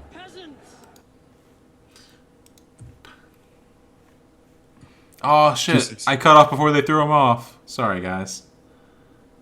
I forgot that's where it was in the video. Oh, they didn't get to see it? I turned it off right as he was pleading for his life. Please, no! Please, that's how the no! trailer ends, guys. You don't get to see any more. Please, no, don't throw me off the balcony. Oh, threw him off the balcony. So, had it, man, well, I don't even know where to rank this now. I'm still super hyped for it. This is still like my number 1 or 2. The Division. Nothing new, though. Nothing new. There's nothing new. That's what I felt like. There was a new trailer. There's a cinematic trailer. The cinematic tells loosely like some stuff that happens, tells a story about some people. I didn't watch it. Life. Like I caught bits and pieces of it because I was losing interest because I was doing something else. I think I was working while I was watching it. Are they still sticking with the same storyline? This is like a training mission for worst case scenario, or are they actually doing worst case scenario? For Division. The cinematic or the gameplay? For the cinematic. Like it was supposed to be in their initial reveal, it was like, what would happen if this happened? Like what would it looked like actual planning it looked like it was no, it wasn't the plan. It's like what is actually happening. Okay. I wonder if they changed that then. So but the gameplay looks the same as what they showed last time to me. Right, it was just a different area. Yeah. So it's like they took a different segment of the world and decided to do some different stuff. I think we saw a flamethrower, a stationary flamethrower. Could have been auto-locking on those targets. I feel like we saw XP, but it was more like you saw the XP a little bit more poppy on the screen this time for whatever reason. The guy threw out a mobile flash. So like, what's up with this? With the mobile flash, like target, it was like a homing flash. That was like hilarious. He threw it at the guy and went up in the air. I was laughing so like, hard. oh my god, my eyes! I'm blind. I'm calling it the paparazzi grenade. It's the paparazzi grenade. Yeah, that's the official name now. The paparazzi grenade. Just flash. It'd be really cool if in multiplayer it actually showed that person's face over on the side of the screen of all the different shots. While you're flashing his irises out with the flash grenade. So, I mean, those are two things that I picked up on. They do so many cool things. Like, I really love the interactive map at the beginning. That was really cool. Yeah. I love that thing. I also like that Their the UI design in general is outstanding. yeah, it's just phenomenal. I also liked the it was like a recap of what had happened, but they had still holograms almost of the people that were rushing to the train. And it was like the very beginning of it. I thought that was cool. Very Cool Prometheus. presentation. Yeah, Prometheus had a yeah, similar thing. Yeah. yeah. Very Prometheus. I wonder if that's Prometheus inspired. Probably. The movie came I out in 2012. Yeah. I mean, technically, Star Wars had the like video recordings, right, which were very I mean, the similar. holograms. Yeah. But the holograms are cooler. I mean, the way they do it with the projection stuff is cooler in Prometheus than this. Um. So I mean, overall, I'm really hype about the division. Is that you have the cinematic trailer playing still? No, I'm playing the gameplay demo. Okay. Um, But I there just wasn't enough that was different for me to be like, oh my god, this is so different. It looked like more the same, and I'm already hyped for the game, so my hype level has stayed the same. Like it's a static line right now of level 10, max hype, maximum hype, and is the sustained. It's not dipped. It stayed the same. yeah, I'm not really sure what they can show me between now and release that's going to sell me anymore. Like, I want to see the multiplayer stuff, which I hear from like developer talking when they announced the release date or whatever that, or when they announced that it wasn't being released anytime soon. Basically, he was like, "Yeah, we don't even have the multiplayer stuff working yet." So, like, that's the stuff I want to see, and it's probably gonna be a while. Okay. But like the gunplay stuff, all looks really tight already. Like, Yeah, looks really good.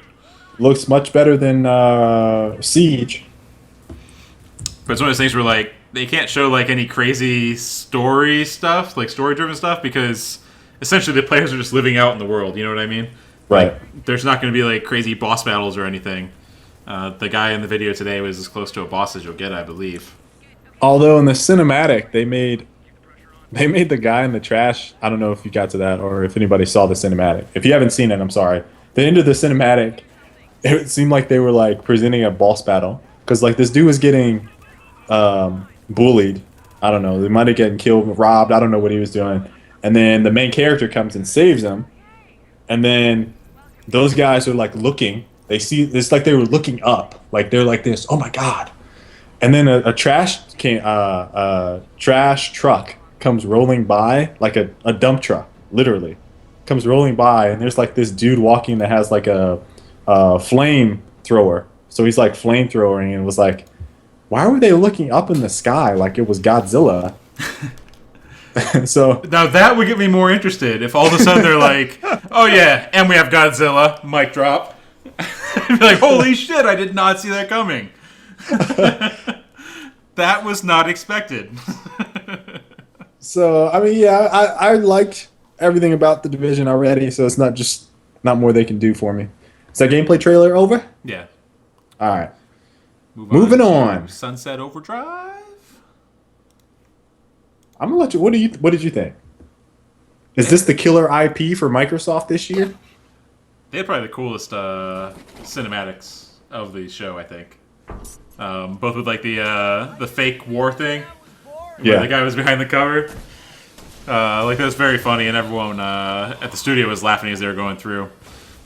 By the way, this guy is not playing. Remember, this is the CEO of the company right now playing this gameplay clip.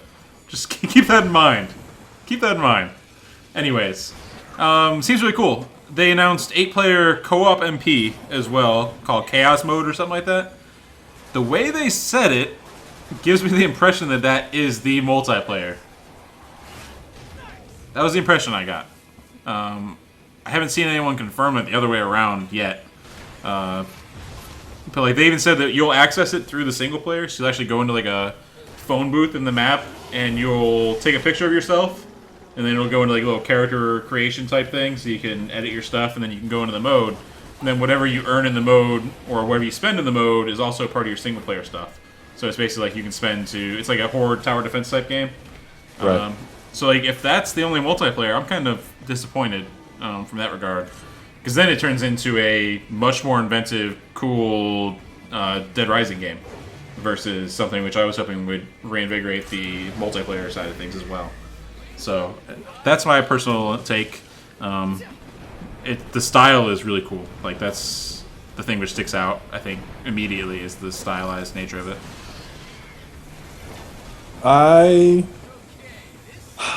I'm sad that you think that the CEO has no gaming skills. Look at this! There's no way! He just bounced off a tent and landed perfectly on the thing. Just has that coordination, man. There is no way. He's been practicing. No way this dude hit all these grinds perfectly. The CEO is boss. He's a boss. Yeah, exactly. That's what I'm talking about. Colin, recognize. Dude, I just gotta stick up for my QA guys. This had to have been done by a QA person. Maybe a designer. Maybe it could have been a designer. So yeah, I mean, the thing that sticks out to me... If that dude had pulled it off, he would have spiked the controller at the end. I'm done. What a fraud. Calling him out. So yeah, I mean, I don't know if this is a killer IP that Microsoft needs. It is certainly a game that has a lot of people's attention, I think, because of the attitude presented in the game, the style. Dude, the fucking, like you said, they popped it off with that military dude, and everyone was like, oh my god, what game is this?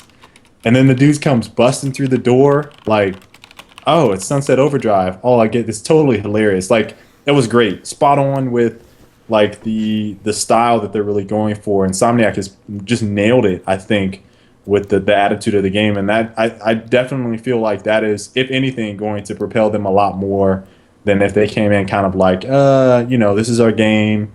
We're presenting this. And everything wasn't really playing towards the attitude of the game. You know what I mean? Yeah. So that's something that's really going strong in its favor. Definitely probably one of the most memorable things that I've seen from a trailer in a long time for a game like this. Gameplay wise, it just Jet Set Radio is just stuck in my head on this game. Like I can't get it out. So I just keep thinking about. It's a bit slower than that. Well, here's the thing. I kind of want to know if you guys thought this. He started comboing stuff, and it looked like he was picking up speed. Maybe. It's hard to tell. It looked like to me, like as he was progressing in the grinding or whatever he was doing, like he started to pick up speed a little bit. My only gripe with this very vivid, colorful, vibrant world is that it's almost too much so. Like, it's a lot to take in. It was very noisy. Yeah. In some parts, like it was just hard to see what was going on the screen. It was just so much to absorb, and that would be my only knock on what I've seen so far. On like it was just a lot to absorb. I just want that MP. It doesn't sound like I'm gonna get it. It's not a game I was like particularly caring about MP, but it almost has that same like if they present something with these wacky guns, which you've talked about, new guns, and Crazy give me movement. something like Saints Row, some movement. Yeah, I mean, it could potentially be fun, but it's not one that's going to have like hundreds of thousands of people playing it day in, day out. It's not their target audience by any means. Right. We're going to So rate this Sony. that's it. Yeah. We're going to skip Nintendo and EA. We talked about a lot of their games at the top of the show. And Ubisoft is also mixed into both conferences as well because they have so many games. The first game that I didn't know anything about that was something that people were talking about a lot was Bloodborne. Which was Project Beast, was what all the leaks Previously. were about. Right. Now, who's making this? Software? From Software, the Souls and Demon Dark Souls? Demon Souls. Okay. Demon Okay, Age. so I think that's what has people like, oh my god, this is from those guys. Looks dark, gritty. I don't know what type of... Was it zombies? I couldn't tell what the monsters were. They're like Something. demonic creature things. I think a lot of people are interested in it. This is not my game. This is not my type of game, but I see the appeal for people that love it. It's my kind of game if I played single player more. Also, the Souls games have gotten to a point where it's like you have to be really into it to get into it, I think. And maybe this will be a bit more accessible. I don't know. I know, I say that as if it would be a good thing. Most people would be like, oh no, make it as unaccessible as possible, and that's what the franchise is about. Right. But this is kind of a chance for them to veer off that. I love the gothic theme to this, which I think it differs from Dark Souls and Demon Souls in that sense. It's pretty cool. I'm excited to play it personally.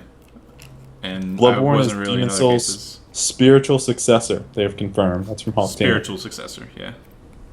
Okay. Well, that means it's going to be hard as fuck. Probably, yep. Yeah, this is just not for me. I'm just telling you guys, this game is just not for me. It might have been the best graphically in the entire show. I think it looks better than The Order, which you previously have said you think looks really good. I thought the Order looked phenomenal. I think this looks better. I don't know, man. That's hard to pull off. I thought... It is all pre-rendered stuff, and Order's shown some actual gameplay, though, so... Yeah, that's true. But, you know, I think a lot of people are excited for this. Obviously, Demon Souls and Dark Souls has a lot of rabid fans. So this is definitely going to be on a lot of people's radar. Now, I'm assuming this is going to be exclusive next-gen title. I think it's PlayStation exclusive. If it's a PlayStation exclusive, it's probably going to sell some copies. It's exclusive. Sell some copies, then. Yeah, it's gonna push some systems because people love them some Dark Souls. That's all I got on it. It's just not one that I particularly care about.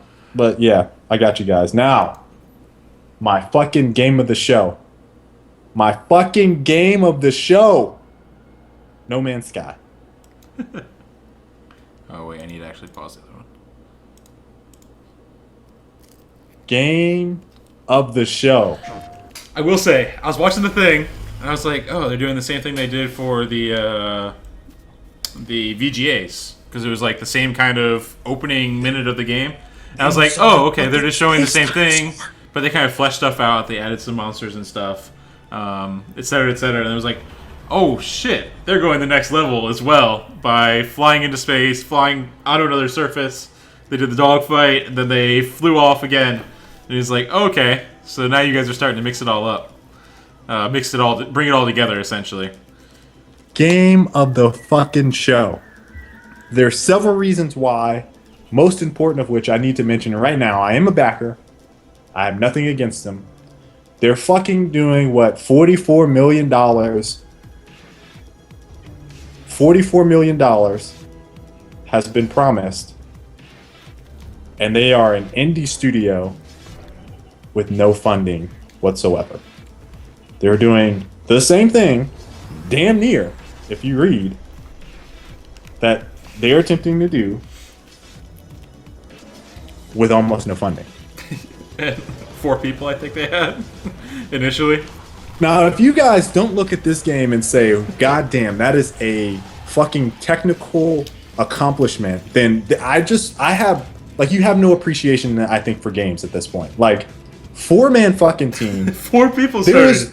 There is no game, not a single fucking game, that has the same space exploration that looks like is possible within this game. You cannot name a single fucking game that I would be like, yep.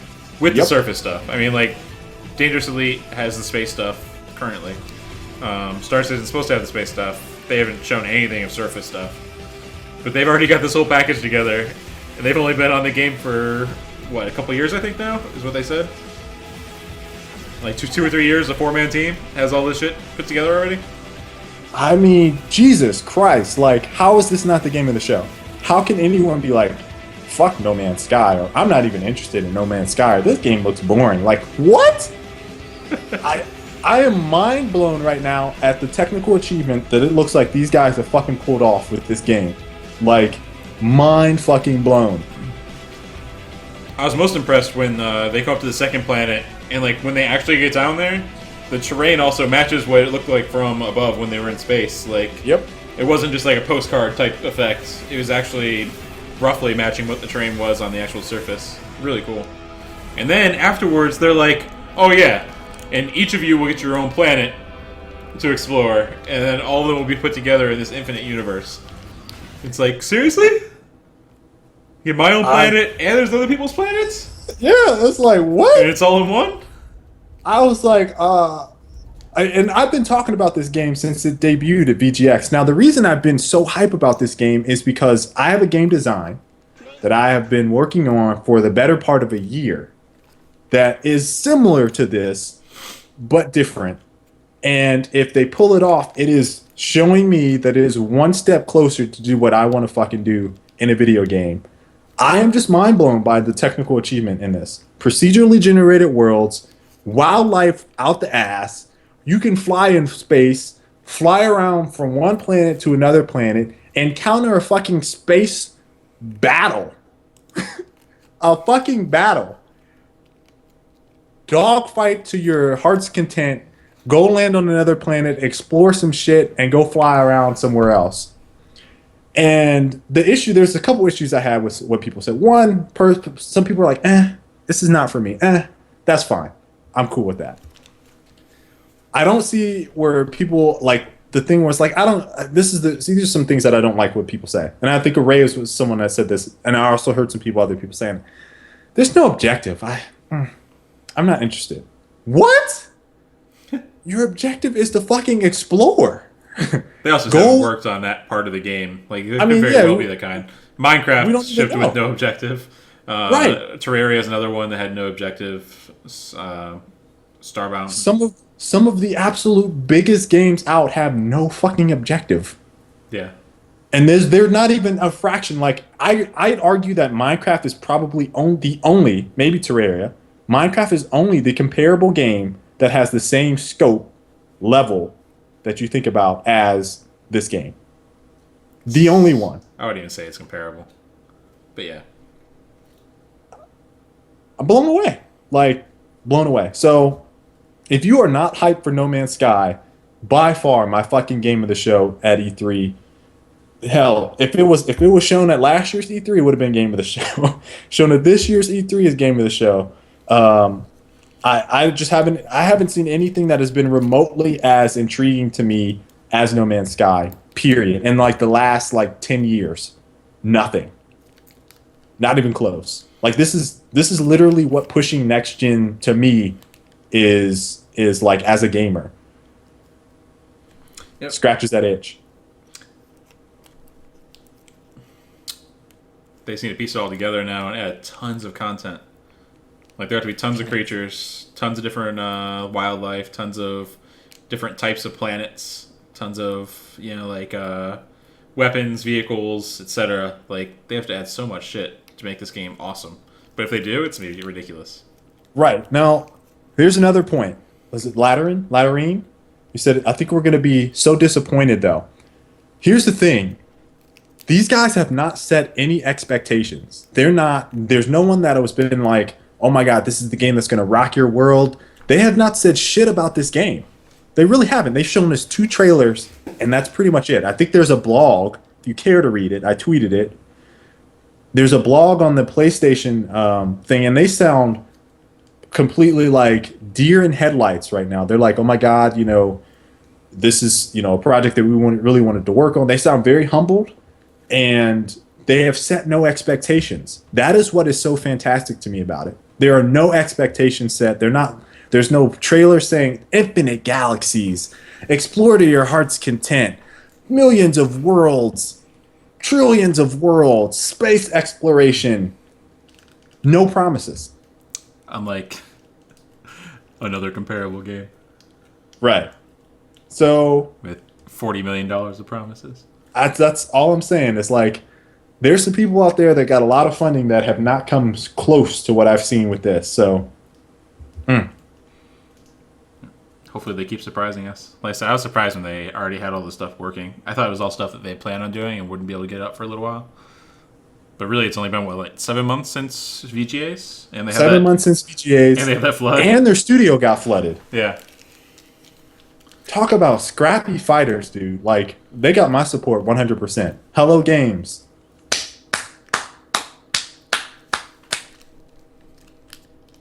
Game of the fucking show. All right, so here's my system seller, Colin. Yeah. Uncharted 4, A Thief's End. Let's be all you. Now, I don't get Uncharted. what? What is Colin? It is so good. You like God of War though, right? Yes. Okay. Are you I mean, comparing I'm the not two? making a comparison. I'm not making a comparison to God of War, but I'm saying I was gonna say what God of War is to you is what Uncharted is to me. I see. And you would say you don't get God of War either, so it works. I would say I don't get the appeal of God of War that much. That's fair. So, Uncharted 4, what I liked about the trailer is that I'm not saying that this wasn't doctored at all. I'm not saying any of that because it looked mind blowing. It looks so good. Yeah. Colin, it looks so good. It looks really good. They said that the trailer footage was all caught in the in-game engine. Yep. What do you think? And I quote, that is the quote for this trailer. All of the footage that you guys are watching right now was caught in the in-game engine. Whew. You've been out of the game. They for made a an long engine time.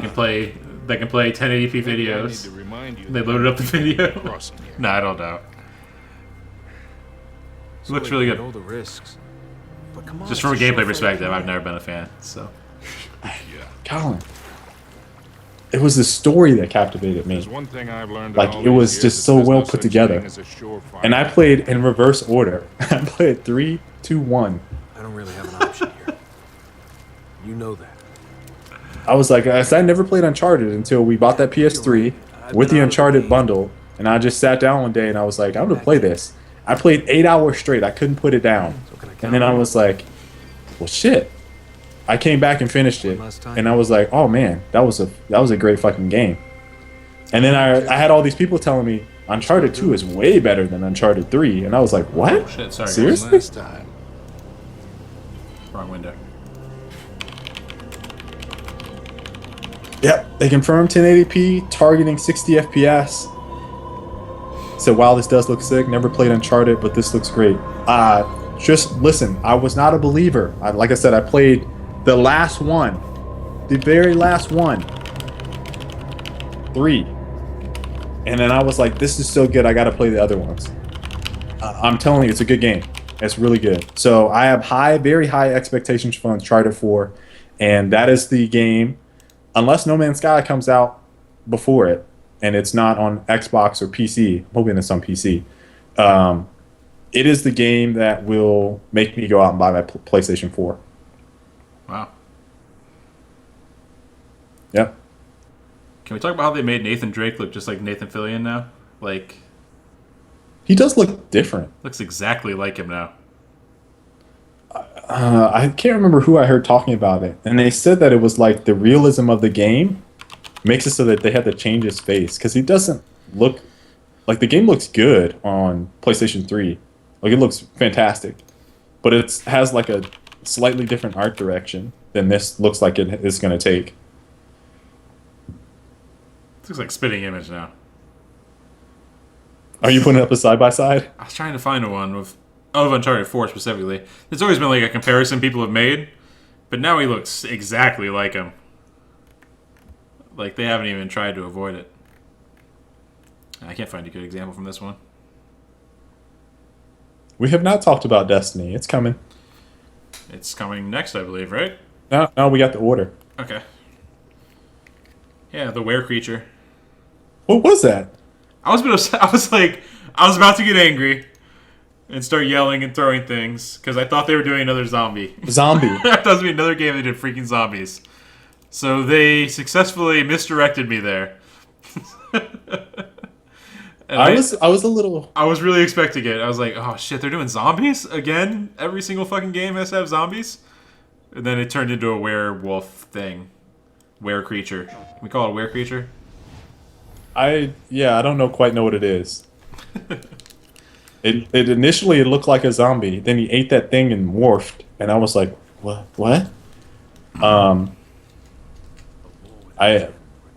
Werewolf. It's a magic werewolf. Yeah. So I mean, I don't know. It looks okay. I'm not excited about the order really, which is weird for me because I love the werewolf vampire. Why aren't you excited for the Subfiction. order? I can't get it. Like, I just can't get into it. Like the gameplay, every time I see it, it looks like a like generic third-person shooter experience from a gameplay perspective. What? Okay, so I'm gonna pose this a different way. What about Gears of War, when you first saw it, made you interested in the game?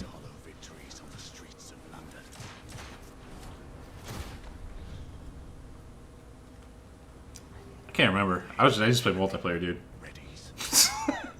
You didn't beat the single player in the first one? I played the single player, but I didn't play it for like several months. You're just despicable. I'm not really a normal use case here. But even then, like, the speed of Gears multiplayer or Gears single player is still higher. And like this feels Maybe. like just Maybe. Listen, the people what that we I've saw seen- playing this, I don't think that they were that good. They I don't haven't think they were even exploiting. ran. I don't think I've seen anyone run. I don't think they've exploited what could be possibly good with this game. I Maybe. feel like I said that this last week. I feel like the order is PS4's Gears of War. Yeah. It has the same gritty vibe. It's dark. It's a third-person cover-based shooter. It seems like there's going to be some really tight corridor combat, and they're not fighting humans clearly. Right. So It might turn out that I like it. I don't know. Just like the actual gameplay portion, I haven't enjoyed. And like the single player, like the storyline, I wish they would get more far out there, but they could just be holding stuff for the trailers. yeah, Like I enjoy the more over the top power fantasy kind of stuff, you know? Like that's stuff Right. which I'm more interested in. Like maybe like more Leave Extraordinary Gentlemen type approach to things. More so than guess. like this kind of. I mean, these guys just seem these like dudes- ordinary dudes but they have with lived some for crazy hundreds tech of years. weapons. They've Right. lived for hundreds of years with crazy steampunk weapons Yep. and werewolves. And they Some haven't shown magical me. werewolves. They haven't shown me a character I care about. You know what I mean? Like, they haven't shown me a character I care about. Can you even name one of the characters? No, No. Can you name the name of their order? No. Knights of the Round Table. No. It's I swear to God, it's based off the Knights of the Round Table. It's the I Knights. think they just call them the Knights, but yeah. This is the same. What's the difference? Actually, yeah, sorry. It is the Knights Round Table. You're right. Because the main character's name is Galahad. But I couldn't tell Yeah. you which mustache gentleman it is from this picture that is actually the main character. He's probably what's his name? What's the wizard? The wizard. Yeah, from Knights of the Round Table. King Arthur. Merlin? Merlin.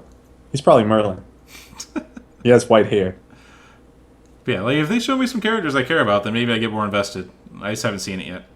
You didn't think the werewolf was enough to be like, It sounded like it piqued your interest when you were like, A little bit. okay. That's all I've seen is a werewolf and some shadowy creatures from the initial reveal. Which was a werewolf. I guess. It's probably the same thing. Yeah. I just want to see more crazy occult shit. Yeah, I don't know, dude. Yeah, you're hard to please. You're a tough one.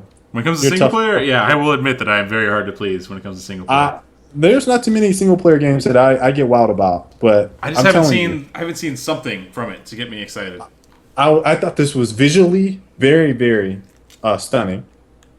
I thought from the corridor feel of it, I got a very Gears-ish vibe, which I love Gears cover-based system, and I like Knights of the Round Table. So I knew the backstory a little bit, and I like Kind of. steampunk. Like, those are a lot of things in its favor right now. See, like I'd rather play Arkham Knight before it. I'd rather play Witcher 3. I'd rather play Dragon Age. I'd rather play GTA.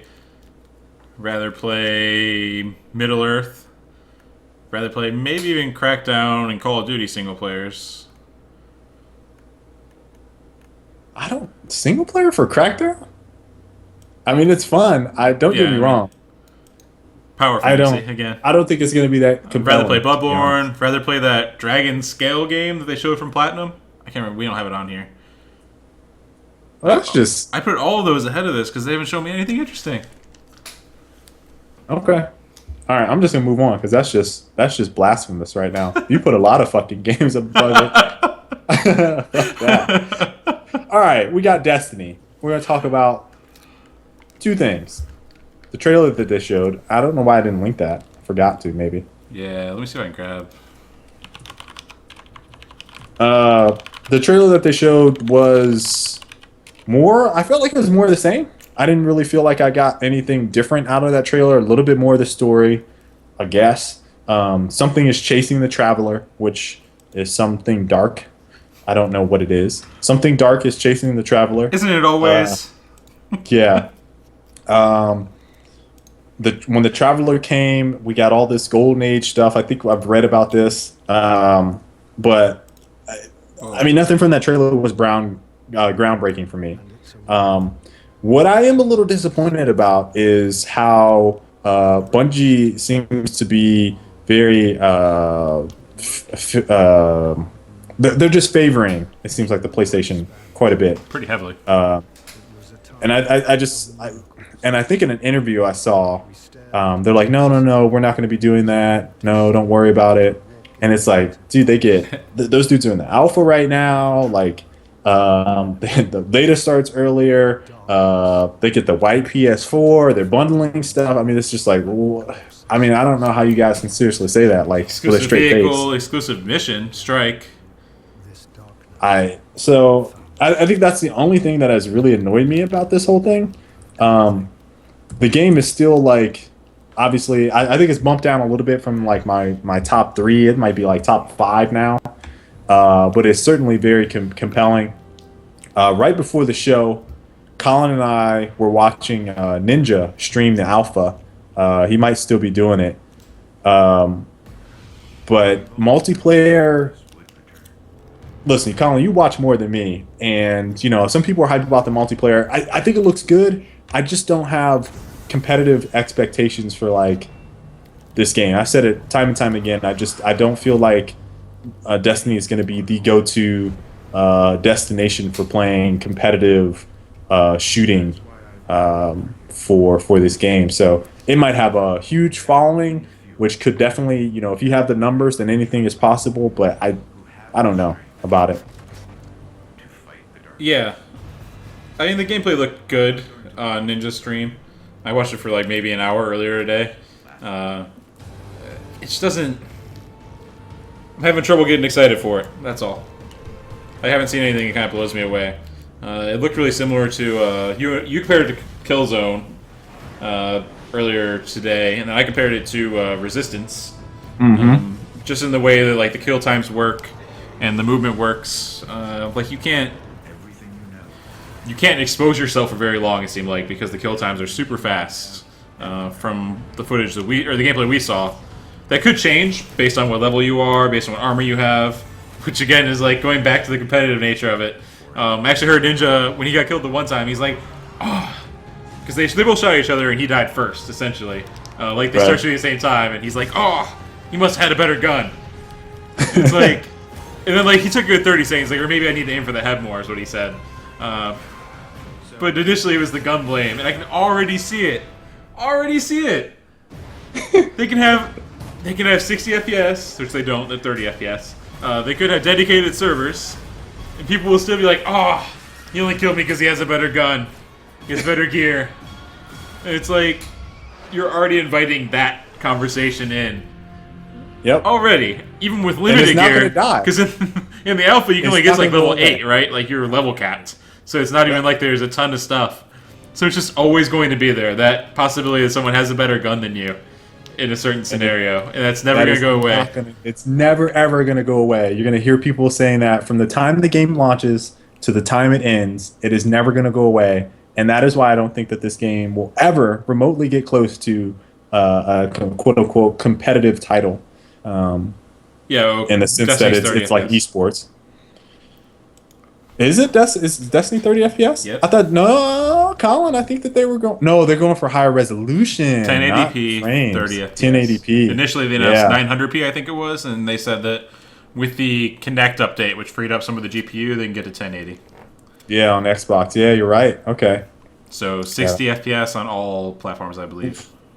You mean 30. Or sorry, 30. Sorry, 30 FPS. So I mean, yeah, like the gameplay looks okay. It's not It looked really similar to Halo 4, but with fast kill times is my takeaway. Yeah, it was like Call of Duty-ish. One of the things that I had noticed from watching Ninja is the map sizes are really large. Vehicles seem like they can spawn quite quickly based off of you bringing up your little Looked like helper you thing. just get one for free, if I was interpreting it correctly. It looks like you can just like pull up your thing, select the vehicle, and you go. And then you go driving. You're immediately in the And car, they actually. just materialize, so it's not like you have to find them. There was like a weapon, vehicle weapon that spawned on the last map we were watching. He got in that, went on a little kill streak or whatever. It's hard to watch Ninja though because like a lot of other people, I'm guilty of it. I think everybody is. But once you're in a competitive state, like they die and they start bitching about stuff, and it's like really hard to get into it. Like, here's an example that really annoyed me: is he spawned in his golden gun, got some sick one-shot kills on people with his golden gun. Someone spawns in a golden gun on him and kills him. He fucking complains about it for 5 minutes about the golden gun. And it was like, dude, you just killed people with the golden gun in one shot, doing ridiculous shots. Like, they were probably like, there's no way this dude is going to hit me. Boom, I'm dead. And they're probably bitching about it too. But it's like, how can you complain about it and you just fucking used it to kill somebody in an outlandish way? Yep. That annoys me, and that's going to be with the competitive community forever. But that is It's basically another a kill streak, example. right? Like, Yeah.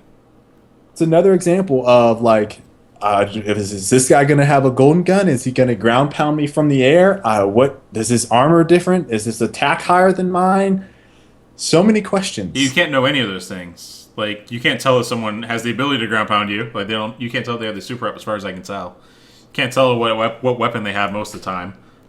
You can't tell, like all these different things that are one hit kill, and you can't really confirm it. So that's gonna be annoying. Just initially, that's what it seems like. I'm not trying to call Ninja out. Like I said, I'm guilty of it too. But I mean, he's just like, how can you fucking hit this sick, nasty shot on this dude with the one-shot golden gun? Boom! He's like, oh, get dome, scrub, fucking Randy. And then 2 minutes later, he gets killed by a golden gun. And it's like, fuck this fucking golden gun, one-shot bullshit. And I was like, what?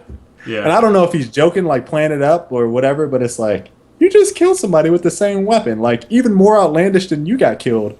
And it's like, you're complaining? What? That's the stuff that bothers me with the competitive community. And I try to cut it out as much as possible, but it's like, it gets old. Like, it gets old. Like, he's been doing it probably longer than me or as long as me. Like, you just die. Like, you die. Like, sometimes you just can't help it. Like, you will die. Why bitch about it? Like, keep playing. It's wasted breath. It's wasted discussion. Anyways, Alpha starting this week. Yep. Thursday. For PlayStation owners, you can sign up for the Alpha. Ninja was saying they're going to make it really easy to get in, as far as how many people they let in, since he knows someone over at at Bungie that hooked him up with the invite currently. So that's June 12th. PlayStation owners only. Xbox people won't get to play till the 21st of July when the beta comes out on Xbox. Beta for PlayStation starts 4 days earlier on the 17th. And then there's also the bundle with the PlayStation 4. Which, again, is the same issue I had with Titanfall. Is if you're buying the bundle, then that means that you don't have your pre-order for the game, which you need to get into the beta. Unless you purchase pre-order as well, then throw it away. It's kind of weird. Which, I've already got my pre-order, and I've already entered my stuff, so I'm good. Needless to say, if you guys can, over the next 2 days, if you have a PlayStation and you're going to get into the alpha, worry about it then. But watch Ninja. Watch him stream.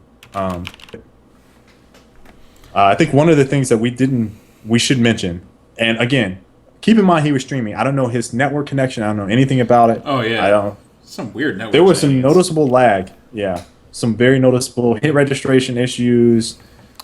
It seems like the weapons aren't client-side, which was the surprising thing to me. So I think a lot of people that play FPS games at this point know what client-side is. But if you shoot at someone and you hit them on your screen, Normally, in a client-side game like Call of Duty, for example, it was probably the one that popularized it. You will send your thing saying, "Hey, I hit this guy" to the server, and the server's like, "Okay," then you kill him. So sometimes that guy can be around a corner by the time the server actually kills him. But on your screen, if you hit him, you hit him, and that's what Right. makes it feel consistent. It seems like Destiny isn't using client-side for anything, because I was watching Ninja straight up hit people repeatedly, and it wasn't giving any hit indication. And several times they just died way later as well. So it seems like that may all be server side, which could be concerning, because it is heavily affected by lag in that case, which is where you got host advantage and that kind of stuff before. Yeah. If there's host advantage, I don't think they've confirmed dedicated No, as far as no. I know. Have they not confirmed dedicated? Well, I don't know about on PlayStation. But most certainly on Xbox, they have to be on dedicated. There's no question about it. I'm looking. It's going to be a not very quick Google search, though, unfortunately. The next bit, we can just go on and let you search for that. Yeah. PlayStation Now. PlayStation Now. Very excited for this. Extremely excited for it. Now, there actually, we had Coast and somebody else that was in the chat last week that's saying that were saying that we're in PlayStation Now. They actually did announce it. That was another prediction that we got right. Yeah. The one I got wrong was the price drop, which was my outlandish one. But PlayStation Now, the open beta for it starts July 31st on PS4. And then it will be out later on PS3, Vita, and Sony TVs. So if you're a PS4 owner, you need to get into that PlayStation Now open beta on July 31st. And Sony has said that they're going to shoot for games priced between $3 and $20. That is the I was initially had that as a rumor, but then I went to double check that. But that is exactly what they said. Now they said, hey, if their games are priced more than that, we don't ultimately determine if a publisher is going to or a developer is going to set their price at in those ranges. It could be at 99 cents or it could be $30. That's just what they want. I guess encouraging publishers to shoot for their pricing. I don't know how many of you guys are interested in this, but there's definitely a lot of games, mainly most of Suikoden games that I want to play again. Like 1, 2, 3, 4 maybe. But I love those. Wild Arms is a game I want to play again on PlayStation. Just a bunch of RPGs mostly. I just want to run through them and see if they hold up. I think Suikoden will. So, I mean, it just seems like some real good stuff. Pretty excited. PlayStation TV only $99 as well. Was the other for the set-top thing. Really? I don't know if you saw that. No, I didn't. So what are they trying to match? They're trying to match Amazon, the Fire TV, $99. Yeah. The press conference just took a huge nosedive for like 30 minutes where they talked about all this shit. And it's funny And because not the games. No, they just dropped off. Like they showed No Man's Sky, and then they talked about all this stuff for like 30 minutes, and then they came back with like Metal Gear, which we didn't have on the list. But yeah, Metal Gear. I haven't played. So I can't really Siphon talk Filter? about it. Oh, I forgot about that game. Siphon Filter? Yeah. The game that should have had more sequels but got phased out. Yep.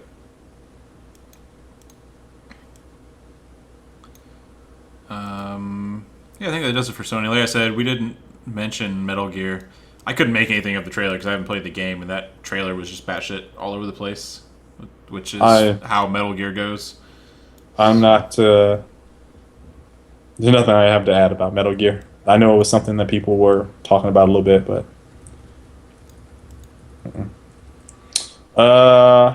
Last but not least, we're ending with the Nintendo. We're shooting just over 2 hours for the show. Not bad time. Nintendo. Don't want to talk about Mortal Kombat X.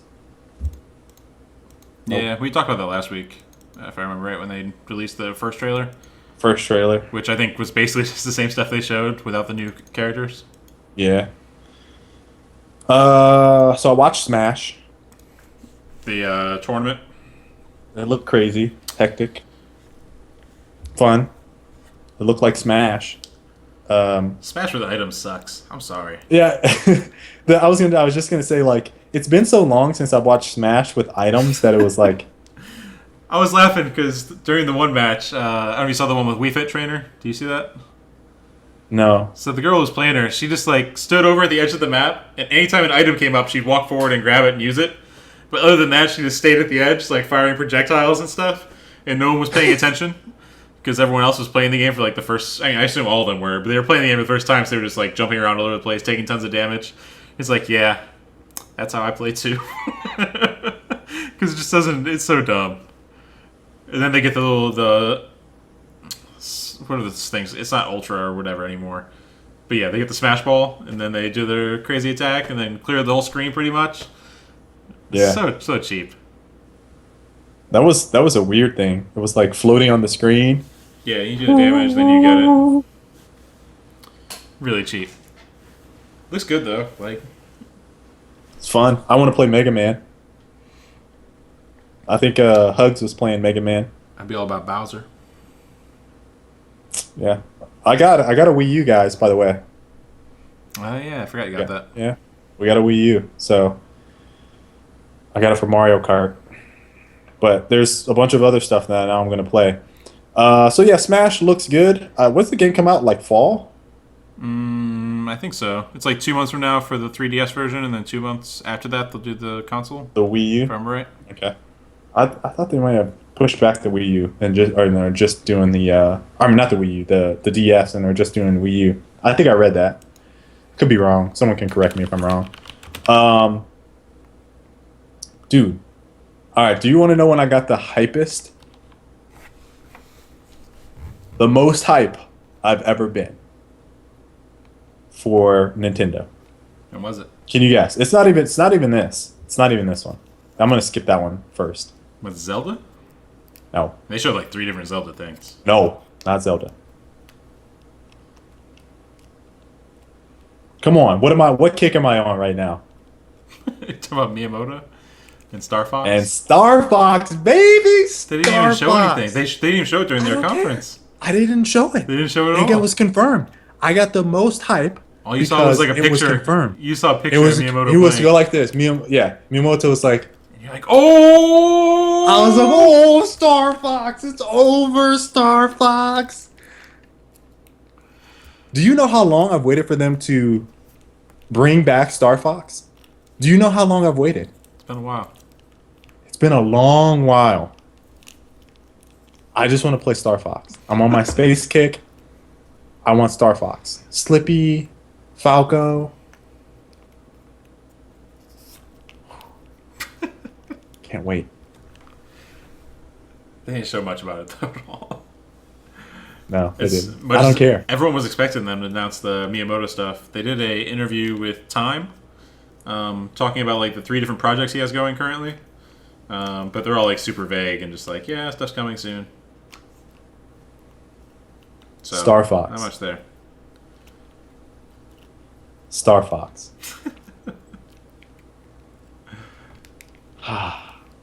Didn't even show it. Do you know how I mean that game, Colin, I spent hours and hours and hours beating Carrington's ass and my cousins on Star Fox. I was unbeatable. I'm gonna take it to multiplayer. I probably can get my ass whooped, but I was unbeatable. Whew. Are we not gonna talk about Mario Maker? What do you think I skipped? What do you think I skipped to talk about Star Fox? Mario Maker. Colin, you interested in Mario Maker? Not really. Why not? You could have done the same stuff ages ago. Do you remember playing those calculator games with like the impossible Mario levels? Like Yeah, I do actually remember those calculator levels. The technology's been there for like 10 plus years. Be able to make your own They're doing Mario it in a levels. slick interface though. That's true.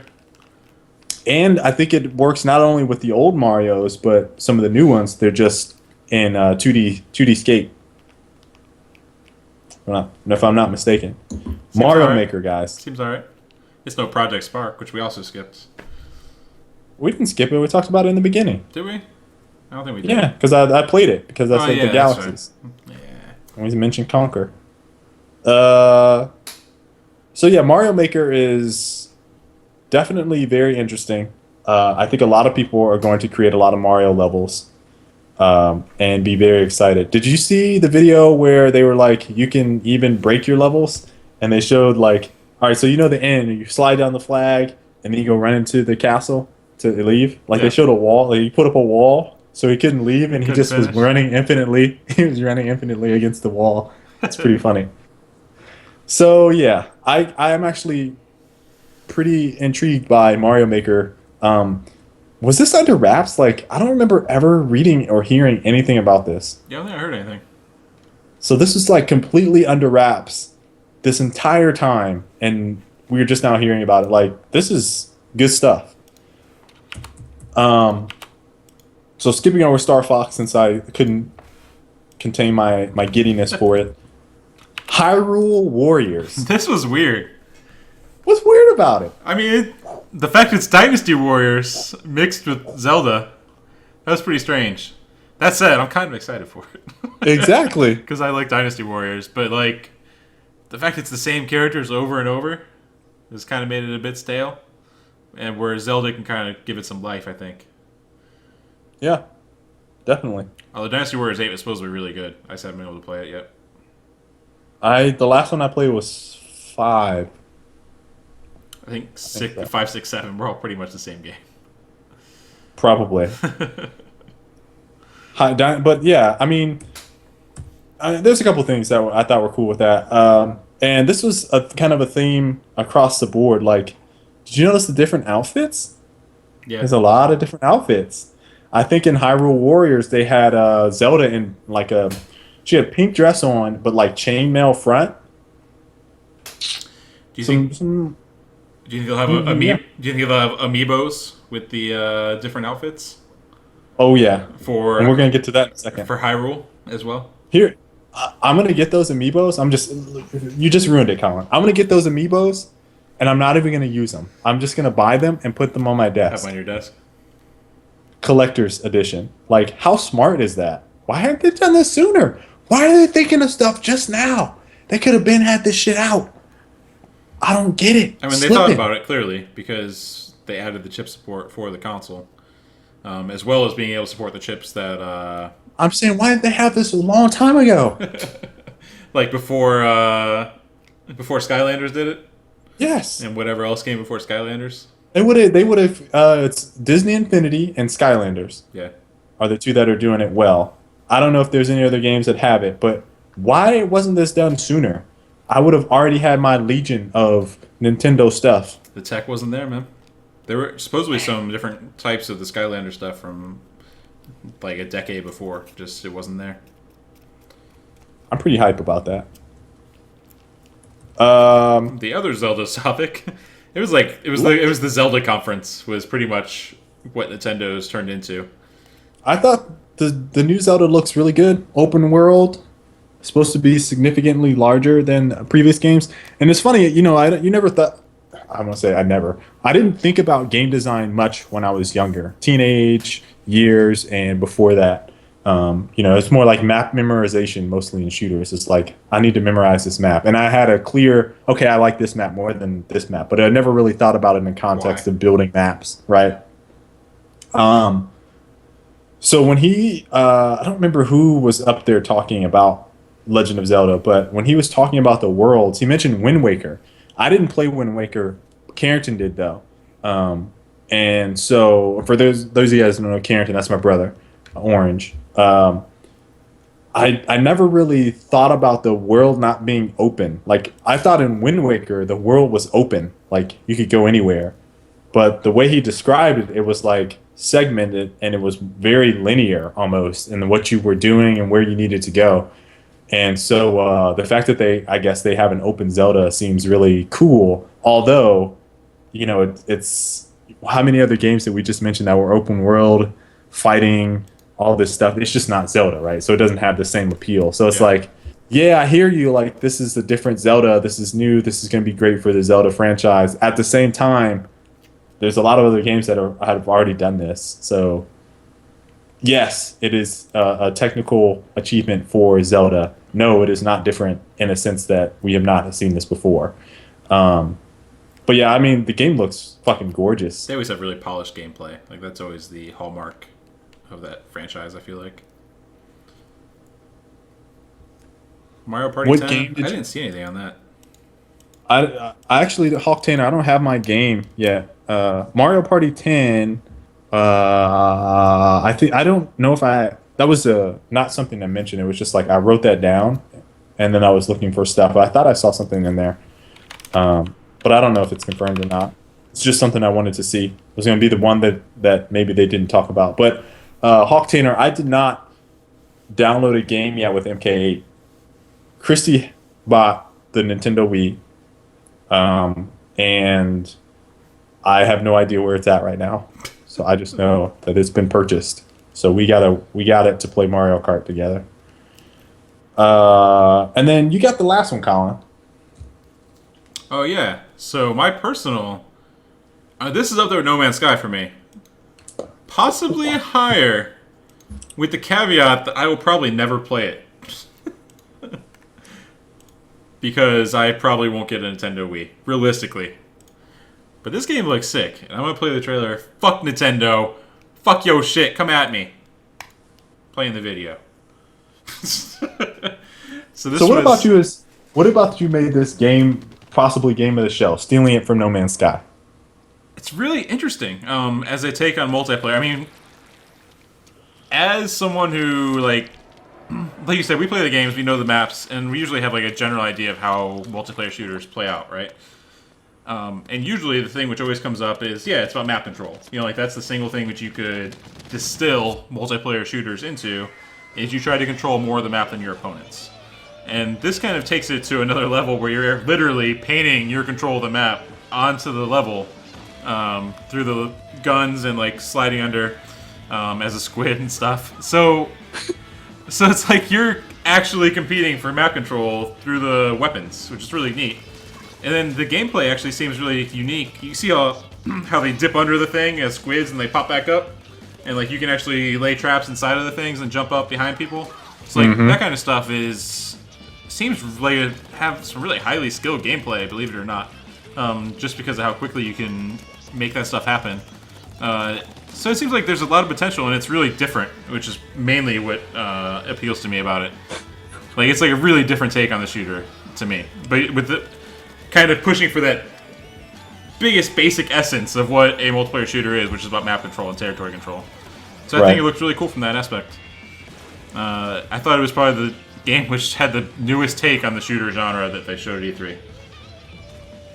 Which I think last year we said it was Sunset Overdrive, right? I think it was what we agreed on. I think so. And Titanfall was the other one, which I feel like Titanfall was doing a lot of new stuff with the movement. But Sunset Overdrive is the one that kind of had a fresh take on things. Yeah. I feel like Splatoon is, believe it or not, the one. And who would have thought that shooter innovation would have shown on the Wii? Thank you, Exonaut. That is strange. And of course they talk about doing all this fucking tilt control with the thing, and it's like, don't do that. Don't do that. Don't do that. They're gonna do it. But apparently you can use you can use your Pro Pad and do the same stuff. Listen, I thought it looked cool. That's all I got to say about it. I thought it looked cool. I was like, oh, sounds really interesting. The way they were showing the map control with it, and I'm just like, oh, it has some compelling gameplay to it. But game of the show? I think it's up there for me. Remember, I'm the same guy that in 2011 or 2010, when we went to E3, named Gotham Imposter as my game of show. That is true. So if you show me multiplayer stuff that does stuff differently, that's what appeals to me, and I feel like that's what Splatoon does. Okay, that's fair enough. All right, MLG Splatoon, gotta make it happen. All right, so to end this show, I want to do a viewer rant. You get 30 seconds each, and we're gonna do it in chat. We figured this process out. We're just gonna name a game from the show. All right. And you guys can just spit out your thoughts on the game very quickly. And let's try to alternate this time, Colin, about who is reading what. Yeah. Because I rewatched that. I read a lot of those. I had no idea what was happening. You're like, viewer rant. This is new. Well, no, just all over the place. All right. We didn't So have you it guys planned got out. it. You guys got the rules. 30 seconds.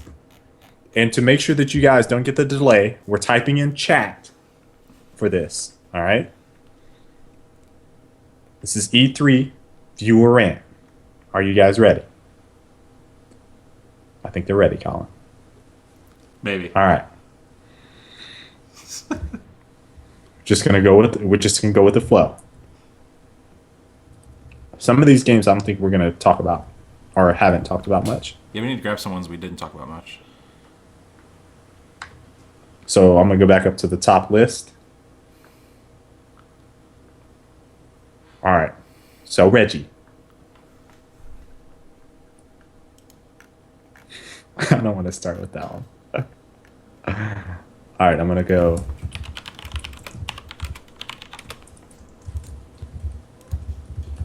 All right, I'm typing, Colin. So you got the first one. All right, it's about to go in Wait, chat I'm right reading now. the first one? You're reading the first ones.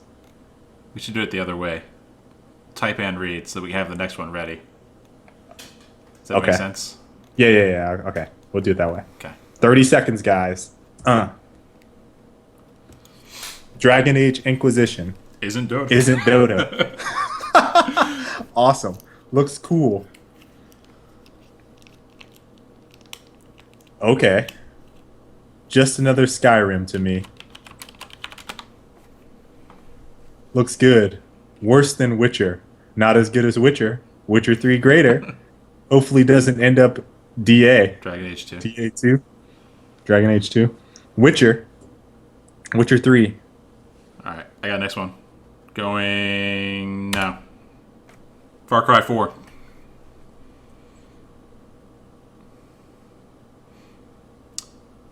Looks amazing like always. Hope out of 10. Hopefully it's better than Dragon Age 2. Racist. Elephants. Not for me. Racist elephants, not for me. Elephant ban. Elephants seem the best thing about the game. Hopefully it doesn't have dubstep. Elephant. Wingsuit from the top of Everest. Elephant's OP. Rest in peace, monkey. Looks so good. Rest in peace, monkey. Yeah, there was a monkey on the bus. Man, Uh-oh. must kill elephant. Don't know how this villain will top Voss. Yep. Poop. And Doom. Yeah, Doom showed a teaser.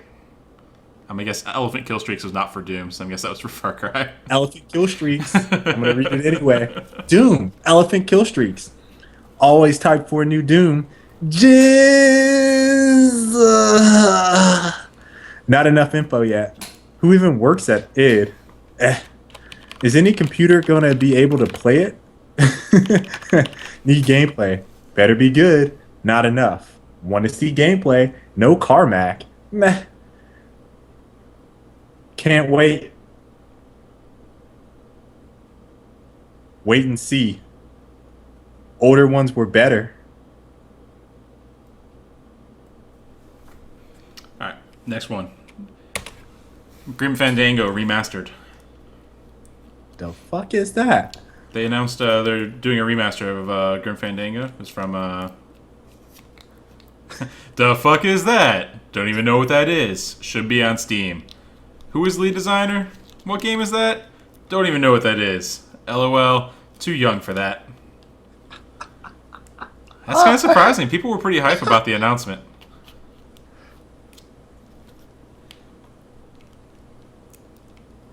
Don't know the original. Yay. What the fuck? Dance game.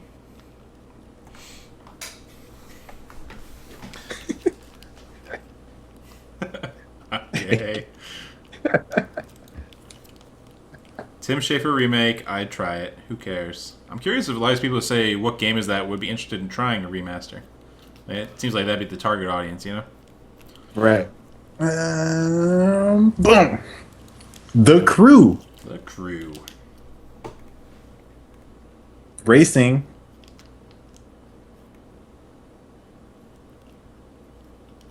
Excited. Looks really fun. Not a racing fan, but looks a bit different. Cars. Generic Ubisoft car game. Cruising USA. Open world driving. Can I go to my house? That would be very interesting. I'm so hyped for dynamic weather. Get to Destiny already. Too arcade for me. Need more Criterion. Like any other racing game, I buy it. Always do. Looks so amazing. Got it pre-ordered.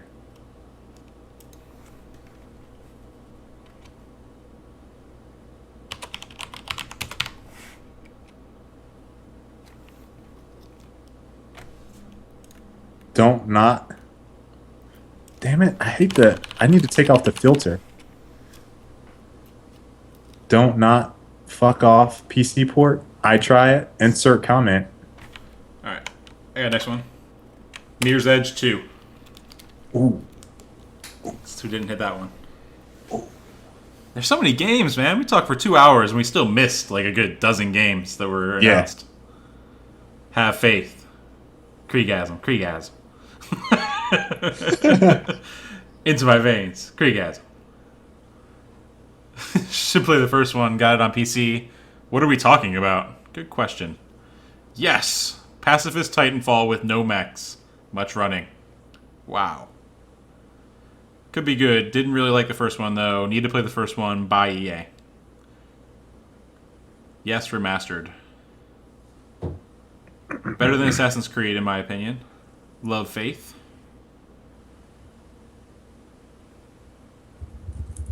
Kriegasm.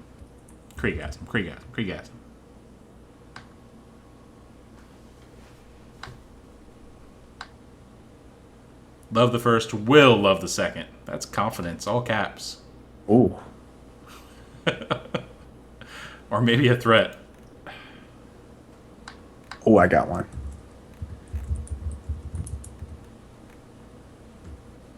Whether I like it or not. Much running, such wow, many action. Ready. More gameplay. Bayonetta 2. LOL. Awesome.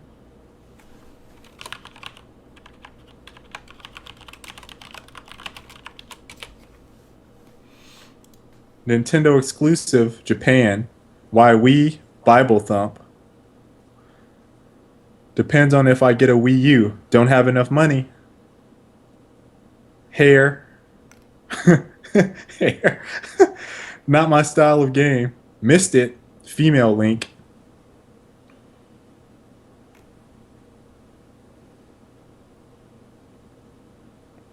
Z. Bring me DMC. Dang. Female DMC. What the hell is that? Oh man, you don't know what Bayonetta is? Dang. Would prefer to play that Yoshi game. Aw. I was going to put the Yoshi game on here, but I have one more and it's not going to be Yoshi. Sexy. Tints his hairline. Kappa. This is the second time we've done the rant. Tints his hairline, gets into the rant. Gotta mix it in. Play drunk Mario Kart in friend's basement. Devs hated box art. What's the topic? Tints his hairline. Alright, I got next one. Xenoblade Chronicles X. Oh, I forgot about that. Yeah. Yep. Alright, let me find one to end on. Fucking amazing. I'm assuming that's what it is. 10 out of 10. Great soundtrack.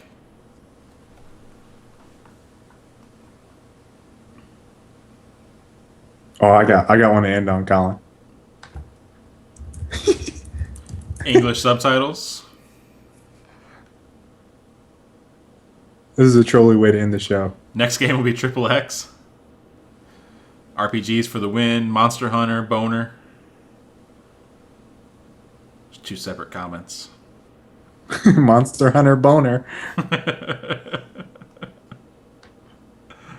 I'm gonna guess a lot of people missed the Xenoblade video. It's also a lesser known franchise. Mm-hmm. For whatever reason. Titanfall JRPG. That's a good. Yep. If Titanfall is a JRPG, I think that's accurate. 100%. Not into JRPG. Missed the whole conference. You have to go watch the whole VOD if you haven't watched it, Golden. Yeah, you need to see that. Showed a lot of the videos, or you can start Googling. Alright, you go put yours in. Boom! Close it out on Gears of War 4, which wasn't actually part of E3. What do you mean? They showed the cog. They showed a cog. That's all they They showed. saw the Crimson Omen. They showed That logo. I wanted a teaser. Logo. We back. Logo. Muscles. Ah, yeah. Give me some of that Gears. Link. Steady stream of jizz. Love Gears. Gears Viking. Where's it at? Forget it. Bro power. Logo. Woo. Shut up and take my money. That new logo art asset. It wasn't even a new logo. It was the same Crimson Omen. So hype. Oh man. We got any more? They didn't show shit. Quit riling them up. Uncharted 4. I want some insider info. Doodle. Quit riling them up. Don't poke them. Don't poke the viewers. Did you see the teaser in the Phantom Dust trailer? No.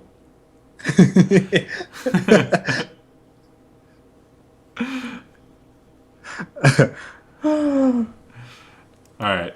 Seems like a good spot to wind up. Whew. All right, so the way I'm gonna break this show up, I'm gonna post the full show, and then I'm gonna probably break it up by conference, and then viewer rant separate. So if you guys stuck around for the full 2-hour show, I think we did a long show last year too. E3 is we always blow it out on E3, so It's pretty long. There's lots of shit. And like I said, we still missed a lot of stuff. Still missing a lot of stuff. yeah. Arctic over here getting hyped for Gears of War 4 when the troll Gears Viking showed a blurry picture of a backdrop on a game that started development. Literally 0.2 seconds of a logo. 0.2 If it's seconds. bad, I blame UKL. That's okay. I can take it. I had thick skin. But yeah, next week we'll probably have a little bit more E3 stuff, wrapping up with some stuff from the show, possibly.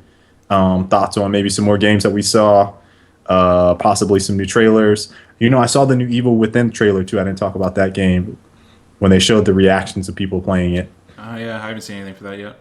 There's a lot of gameplay I need to catch up on. I probably won't get to catch on until the weekend. So, yeah, I hope you guys enjoyed this show. I know it was long. I hope you guys enjoyed it. It was definitely fun. Viewer rant, that's my new favorite. Yeah, thanks for sticking around, guys. There's 50 of you. Nice job. Staying around for 2.5 hours. Thank you. So we can start that Frag Logic. What is it? Frag 130 something hype for the next E3. Get it started early. Yeah. Started this year, guys. All right. So thanks for watching, everyone. Fortnite is- This was Frag Logic number 71. See you next week. Peace. Later. Whoop.